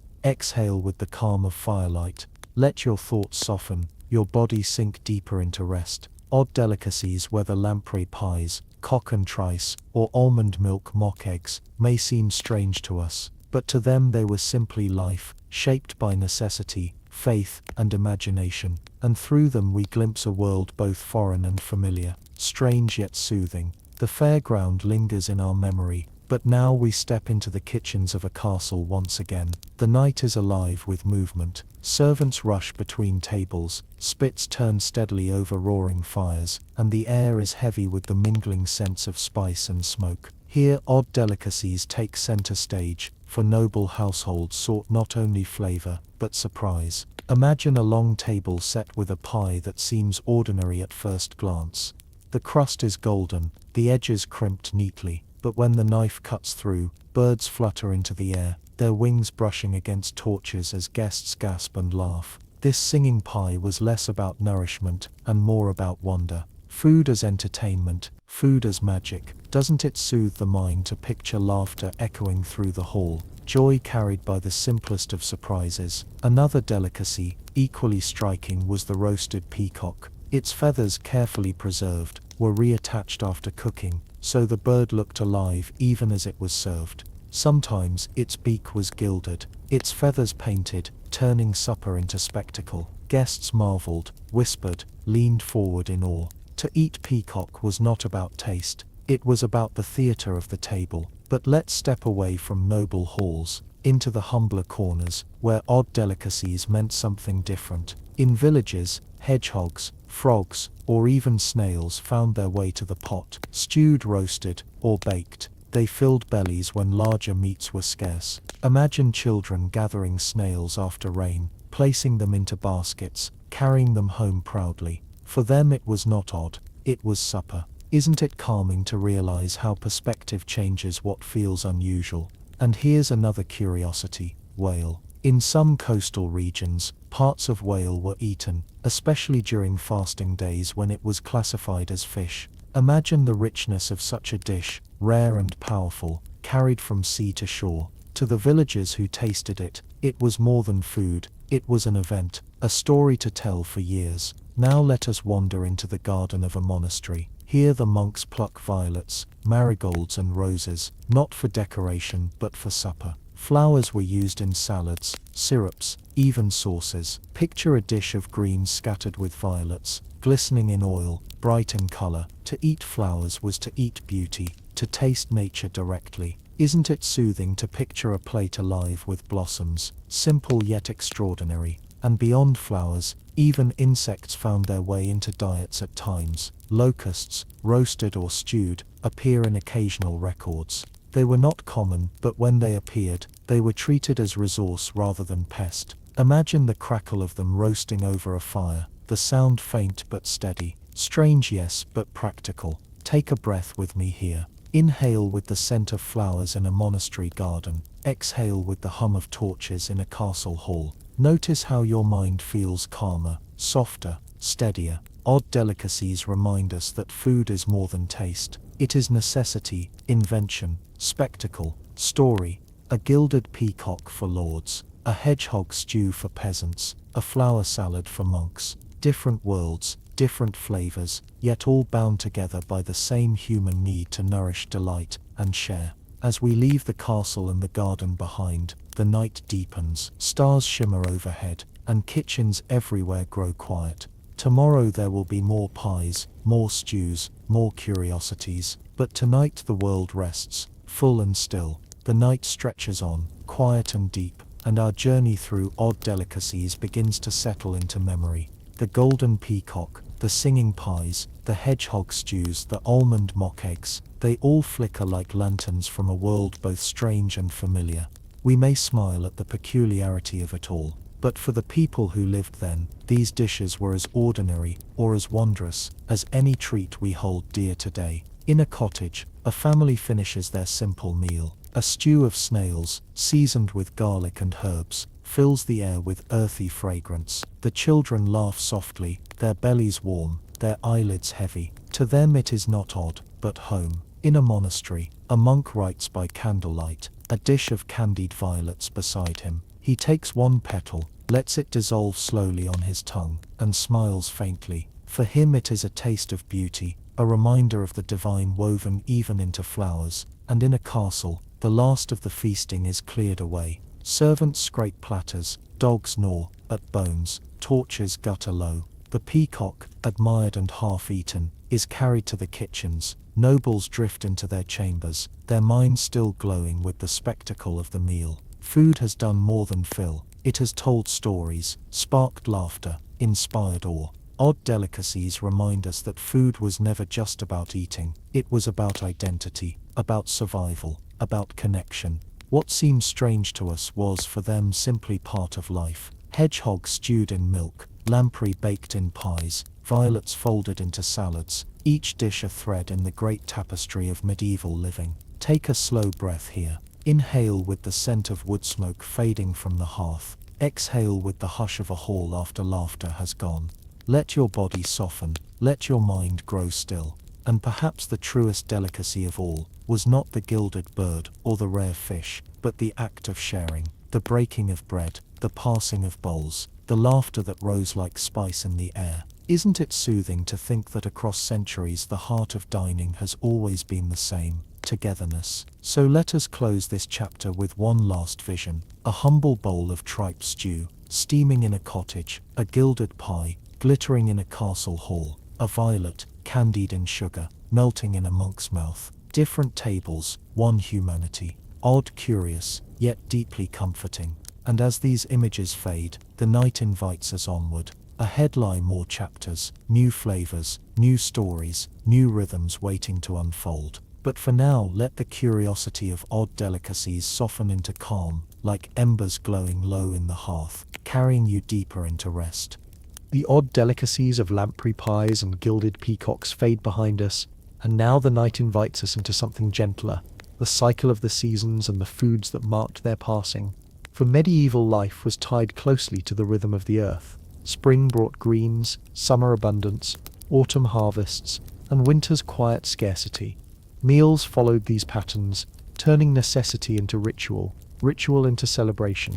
Imagine walking into a village square in early spring. The snow has melted, and the air smells faintly of damp earth and new growth.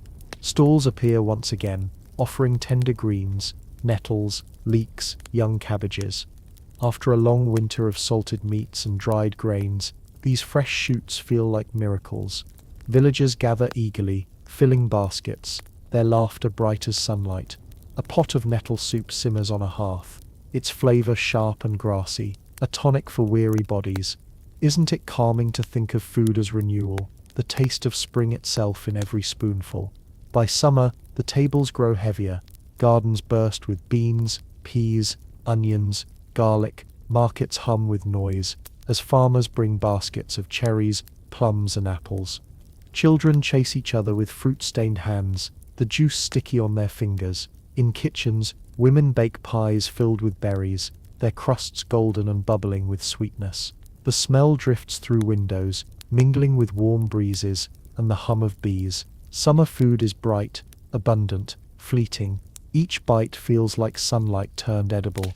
And then comes autumn, the great harvest. Fields echo with the swing of sickles, barns fill with grain, and cellars brim with root vegetables. But the true heart of autumn lies in its feasts. Imagine villagers gathered after the harvest, tables groaning with bread, stews, roasted meats, ale flows, laughter rises, fiddles play. For one night, the hunger of winter feels far away. A roasted goose, crisp and golden, takes center stage, its fat dripping into the fire. The air smells of spice and smoke, and for a moment, life feels abundant. Isn't it soothing to picture joy born of simple gratitude? Winter, though, is different. The days are short, the nights long, and food relies on what was stored. Salted pork, smoked sausages, dried peas, barley. Meals are simpler, but not without comfort. Picture a family huddled by the hearth, a pot of barley stew bubbling slowly. The broth is thick, the air smoky, the world outside hushed under snow. Someone slices bread, someone stirs the pot, and everyone leans close to the warmth. It is survival, yes, but also tenderness. The quiet of winter meals carried a peace of their own. Seasonal foods shaped not only diets but celebrations. Christmas, for example, was marked with spiced pies, roasted meats and strong ale. Easter brought eggs, symbols of life and renewal, sometimes dyed or blessed. Harvest festivals overflowed with bread, each loaf both sustenance and prayer. Food and faith, earth and heaven, woven together in every bite. Close your eyes if you like, and imagine the sound of these seasons, the crackle of summer fruit pies, the rustle of autumn grain, the quiet bubbling of winter stews, each one steady, soft, soothing, each one carrying not only nourishment but memory. Take a slow breath now. Inhale with the scent of apples baking, exhale with the hush of snow. Let your body settle, heavy and calm, just as villagers settled with their food at the close of each day. For the medieval world, seasonal food was more than necessity, it was story. A reminder of life's cycles, of abundance and scarcity, of gratitude and patience, and in that rhythm, we find comfort too. The cycle of seasons is more than just meals, it is memory. Let us wander together into a medieval Christmas feast. The hall is warm, lit by torches and a roaring fire. Evergreen boughs hang from beams, their scent sharp and fresh. On the tables, roasted meats glisten, pies steam, and jugs of spiced ale wait to be poured. At the center, a boar's head rests proudly, an apple between its teeth. Guests raise goblets, carolers sing, and children dart between benches, laughing. For one night, even the poorest families hoped for something special, a small pie, perhaps, or bread enriched with honey. Imagine a child's joy at tasting a sweet roll on Christmas morning, the dough warm, the honey sticky. Isn't it soothing to think of joy arriving in such simple golden bites? Now let's drift to Easter. After the long fasting days of Lent, the celebration bursts with color and flavor. Eggs, once forbidden, return as symbols of new life. Families boil them, dye them with herbs, share them at tables. In noble households, they are gilded or decorated, shining like treasures. Imagine holding a painted egg in your hand, smooth and fragile, then cracking it open to reveal its simple, nourishing heart. A gentle reminder that beauty often hides in the ordinary. But perhaps the most beloved celebration was harvest time. Fields empty, barns full, and the people ready to feast in gratitude. Picture long tables set in the open air, lanterns swaying in the breeze, bowls of bread and stew passed hand to hand. A roasted goose turns on a spit, its skin crackling, fat dripping into the flames. Children sing, fiddles play, neighbors laugh. For a moment hunger is forgotten, replaced by joy, music, and the comfort of full bellies. These festivals weren't only about food, they were about community, breaking bread together, sharing what was gathered, weaving bonds stronger than hunger or hardship. Food was memory stitched into the fabric of life. Isn't it calming to realize that when we gather at holidays today, we are repeating rhythms centuries old? And even in the quiet seasons, food marked time. In spring, nettle soups and leek pies whispered of renewal. In summer, cherries and plums stained fingers with sweetness. In autumn, apples and pears were pressed into cider, their scent filling barns. In winter, salted meats and thick pottages carried families through the cold. Each season left its flavor, its comfort, its story. Let's pause with one image now. A wooden table, its surface rough with age. On it sits a simple loaf of bread, golden from the oven. Beside it, a clay jug of ale, cool and foamy. Around it a family gathers, hands reaching, smiles gentle. There is no gold, no spectacle, only the steady joy of eating together. Hold that picture in your mind. Let it soften your thoughts. Let it ease your breath. Because in truth, the medieval world's greatest delicacy was not lamprey, or peacock, or gilded pie. It was bread. Every table, rich or poor, knew it. Dark rye loaves for peasants, fine white loaves for nobles. Bread was life. Bread was comfort. Bread was memory. Take a slow breath with me. Inhale with the scent of warm bread. Exhale with the hush of a snowy night. Feel your body grow heavier, your thoughts calmer, and as the year turns, as seasons change, bread remains. A loaf on the table, steady and familiar. Isn't it soothing to realize that something so simple could hold centuries of comfort? The loaf of bread lingers warmly in our imagination. And now we step into the gentle days of midsummer. The fields shimmer in golden light, bees hum lazily in the meadows, and kitchens grow heavy with scents of herbs and ripening fruit. Summer was a time of plenty, but also of work, for what was gathered needed to be prepared for the leaner months ahead. Picture women in the courtyard, stringing beans to dry in the sun. Their hands move steadily, the beans clicking softly into baskets. Children gather berries, their lips stained purple, their laughter carrying across the fields. In kitchens pots of jam bubble, slowly the fruit turning glossy and thick, sweetened with honey or, if the family was wealthy, precious sugar. Imagine the aroma, strawberries softening, plums bursting, cherries simmering, sweet, rich, sticky and comforting. Doesn't it feel like sunlight itself has been captured in a jar? By autumn the work grows heavier. Men scythe through fields of grain, their sickles flashing in the light. Sheaves are stacked high, barns fill, and bread ovens burn bright. Apples fall into baskets, pears are pressed into cider, nuts are gathered and stored. It is a season of sound as much as sight. The rustle of grain, the crack of nutshells, the clink of cider presses, and with it comes relief, a sense that the year's hunger is held at bay, at least for a while. But winter loomed always, and families prepared carefully. Meat was salted, sausages smoked, vegetables packed in cool cellars. Imagine stepping into such a cellar, shelves lined with jars, barrels brimming with brine, hams hanging from beams. The air is damp, cool, steady. It smells of earth, stone and salt. Here survival waits patiently, in silence. Isn't it calming to picture such quiet abundance, a kind of stillness stored for later? Seasonal foods carried not only nourishment, but symbolism. At Christmas mince pies were filled with dried fruits and spices, each bite a reminder of the far-off lands that provided them. At Easter, eggs spoke of life and renewal. At harvest loaves of bread were blessed in church, carried home as both food and prayer. Each season left not only flavors, but meanings, folded into meals. Let us pause for one of those meals now. Imagine a family in late autumn, seated around their table. A roasted goose sits at the center,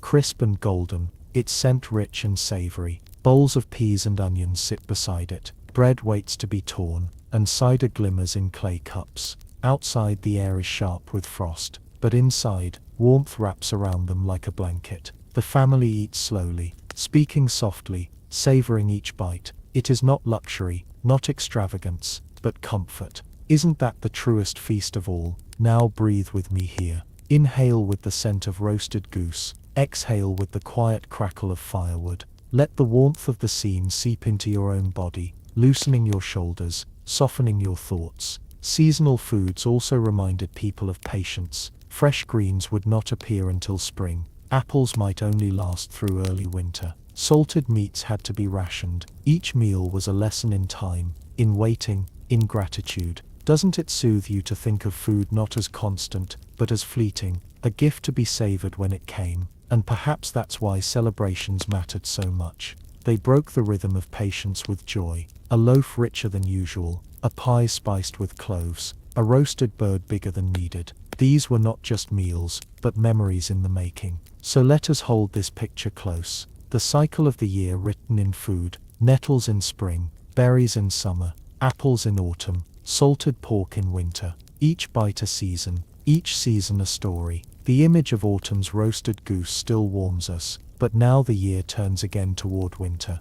The air grows sharper, the nights stretch longer, and families gather closer to their hearths. Winter meals were never extravagant for most, but their very simplicity carried a kind of peace. Picture a pot of pottage, thick with barley, onions and a little salted pork. The pot bubbles slowly over the fire, its surface rippling, steam rising into the rafters. The family waits patiently, bowls ready, the smell of broth filling the room. Outside, snow falls silently, blanketing the world in white. Inside there is warmth, there is food, there is quiet comfort. Isn't it soothing to imagine being tucked in such a scene, safe from the cold? Yet even in winter, there were moments of joy. Christmas, of course, was the brightest. In towns, market stalls sold spices, dried fruits, and strong ale for the celebrations. In noble halls, feasts dazzled with roasted meats, golden pies, and spiced wine. But even in cottages, families found their own delights. A loaf of bread enriched with honey, a handful of nuts roasted by the fire, a jug of ale shared in laughter. The smallest treats became treasures, their sweetness magnified by scarcity. And when Lent arrived, meals shifted once again. Fish, vegetables, and grains replaced meat. Almond milk thickened soups. Peas became staples, and cooks found ways to turn simplicity into nourishment. Imagine sitting in an abbey refectory, monks in silence, dipping bread into bowls of pea pottage. The only sounds are the scrape of spoons, the shuffle of feet, the low crackle of fire. The hush itself feels like a meal, filling in its own way. Spring returned like a breath after fasting. The first greens poked through, nettles, leeks, cabbage shoots. Families rushed to gather them, eager for freshness after months of stored food. Imagine that first bite of nettle soup, sharp and grassy, awakening the tongue after winter's heavy stews. It wasn't only flavor, it was hope. Isn't it calming to think of food carrying the spirit of renewal? And as the cycle turned once more, summer returned with abundance, autumn with harvest, winter with its stillness. Year after year, the rhythm repeated, steady as a heartbeat. Meals carried the story of the seasons, weaving time into taste. Let us pause now with one picture in our minds. A round table, in a village home, rough and sturdy. On it sits a loaf of bread, a bowl of beans, a jug of ale. The family gathers, the candlelight flickers, and the night outside grows quiet. There is no spectacle, no delicacy, no gold, only food, only family, only warmth. And yet, isn't that the truest delicacy of all? Take a slow breath here. Inhale with the scent of bread and beans, exhale with the glow of firelight. Notice how your own body feels heavier, softer, as though you too are part of that circle. The cycle of the seasons, the cycle of meals. It was life itself in the medieval world. Food wasn't only about survival, it was about memory, joy, patience and community. Each dish a reminder of the earth's gifts, each season a chapter in the story of the year. The year's rhythm circles back once more. The snow melts, the fields stir, and the promise of spring rises again. In every cottage, in every hall, the food of the seasons marked the turning of time, and though centuries have passed, the comfort of these cycles still lingers like an echo. Picture a spring morning, in a medieval village. The air is cool, the ground damp with dew. A woman bends to gather wild leeks, their scent sharp and green. She carries them home in her apron, where they will be chopped into a pie. Her children skip beside her, laughing, already imagining the meal to come. Simple food, yet woven with joy. By midsummer, the village square is alive with color. Stalls overflow with cherries, plums, apples, baskets of peas and beans. Musicians play, children chase, neighbors greet each other with smiles. In the midst of it all,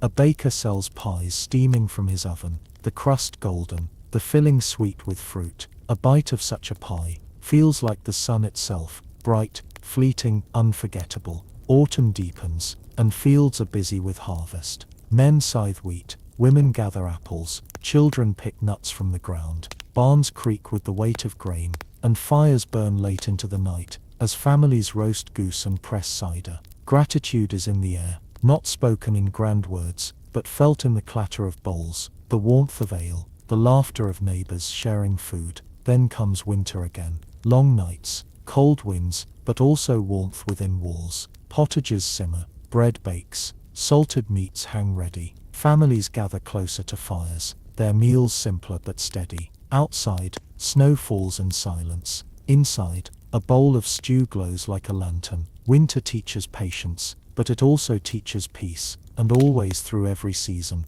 bread is there.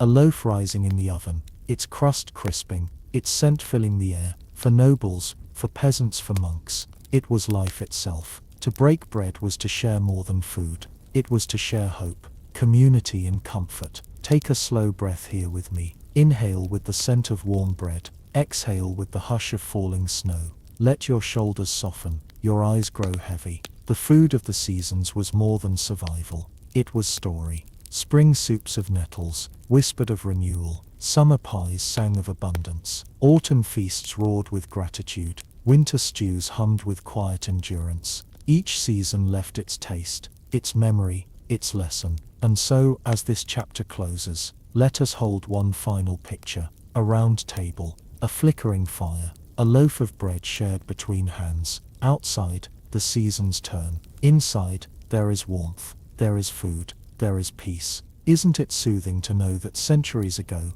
people found comfort in the same simple rhythms we know today? The turning of time, the cycle of meals, the promise that tomorrow will bring nourishment once more. And as this chapter rests, so too may you. The final chapter awaits, carrying us gently toward closure, toward calm, toward dreams. The rhythm of the seasons settles into stillness, and now we step into our final chapter. Here the story of medieval food becomes not only about what people ate, but what those meals meant, the comfort they brought, the traditions they built, the quiet wisdom they carried through centuries. Imagine walking once more into the heart of a medieval town. The market square is alive with sound, the call of vendors, the clatter of carts, the chatter of neighbors, exchanging news. Everywhere, food tells its own story. A butcher arranges salted cuts of pork, a baker lays out golden loaves, a fishmonger offers eels curled in baskets, their skins glistening in the sun. It is not a grand feast, not a rare delicacy, but the daily life of a community built on food. Isn't it soothing to picture such ordinariness, steady and grounding? Yet beneath the ordinary lay secrets, little tricks that made life possible. Salt rubbed deep into meat, smoke curling around sausages, jars sealed with lard, barrels filled with brine, methods simple in form, but powerful in effect, turning short-lived freshness into weeks or months of security. Imagine stepping into a cellar where hams hang from beams, their surfaces dark and glossy, the air cool and damp. The silence there is not empty, it hums with patience. Isn't that the same kind of stillness we seek in rest? But food was never only about survival. It was joy, too, tucked into small places, honey drizzled over bread, a fig shared at a table, a pie stuffed with raisins and lamb, its flavors surprising and delightful. Nobles might dazzle with gilded peacocks and sugar sculptures, but even in cottages, a small treat could light the night. Picture a child smiling as he bites into a honey cake, sticky fingers glistening in firelight. That smile, that moment was as rich as any banquet. Meals also carried memory. A loaf baked at harvest told the story of summer's grain. A salted fish eaten in winter carried echoes of the river's flow. Food became a thread weaving past and present, carrying life forward. Isn't it comforting to realize that every bite was a kind of remembrance, a link in the chain of survival? Now close your eyes for a moment, and imagine sitting at a wooden table. A bowl of stew rests before you, steam curling upward. Beside it, bread waits to be torn, ale glimmers in a jug. Around you voices murmur softly, fire crackles steadily, night settles gently outside. There is no rush, no noise, only the calm rhythm of eating together. Doesn't it feel like a picture of peace? Take a slow breath now. Inhale with the scent of smoke and stew. Exhale with the warmth of bread and ale. Let the rhythm of the meal become the rhythm of your breath. Slow, steady, soothing. Because in truth the medieval table was never just about what was eaten. It was about who was there, what was shared, what was remembered. And perhaps that is the true secret we uncover. That food, whether salted pork or candied figs, was always about connection. And as this chapter begins, we hold that thought gently. Food as survival, food as joy, food as memory, food as togetherness. Threads woven across centuries, waiting to guide us into calm. The wooden table fades from sight, and now we wander deeper into the quiet heart of the medieval kitchen. Here the fire glows low, casting its orange light across walls, darkened with years of smoke. Pots hang from hooks, herbs dangle from beams, and the steady drip of water echoes faintly from a jug. This is where the real work of food unfolded, not in feasting halls but in the rhythm of daily life. Imagine a cook, sleeves rolled, turning slowly between fire and table. She stirs a pot of barley pottage, sprinkles in a pinch of sage, then slices bread from a dark rye loaf. Her motions are steady, practiced, soothing. For her there is no spectacle, only nourishment. And yet, in those motions lies a kind of peace, the same comfort we feel in familiar routines. Isn't it calming to think that centuries ago, someone found rest in the rhythm of stirring and slicing, just as we do today in our quiet tasks? Preservation, too, carried its own calm. Imagine laying strips of pork across a rack, smoke curling upward as the fire burns beneath. Slowly, hour after hour, the meat darkens, its scent deepens, its flavor locks in. The work is patient, unhurried, a ritual of care. Or picture a barrel being filled with fish, each layer sprinkled with salt, packed carefully, sealed tight. It is less cooking than preparing for tomorrow, for weeks ahead, for the quiet endurance of winter. Doesn't it feel soothing to picture that patient's food waiting silently in the dark until it is needed? But not all meals were humble. Sometimes life invited delight. A honey cake baked for a feast day, its surface golden, its sweetness rare and treasured. A jug of spiced wine shared between neighbors on a cold night, its warmth spreading through bellies and laughter alike. Even in scarcity, joy found its way to the table. Isn't it comforting to realize that even then, people found reasons to celebrate, and celebrations weren't just about food, they were about meaning. Bread blessed at harvest became both nourishment and prayer. Eggs shared at Easter became symbols of life. Wine at feasts marked not only cheer but faith. Meals became rituals, turning ordinary food into sacred memory. Let's pause for one of those sacred moments now. Imagine standing in a church at harvest time. Loaves of bread sit on the altar, golden and fragrant. Candles flicker, voices murmur prayers, and outside, fields lie empty, their work complete. The bread is blessed, then carried home, sliced carefully, shared with reverence. Each bite is more than food, it is gratitude itself. Doesn't it soothe you to imagine nourishment folded with thankfulness?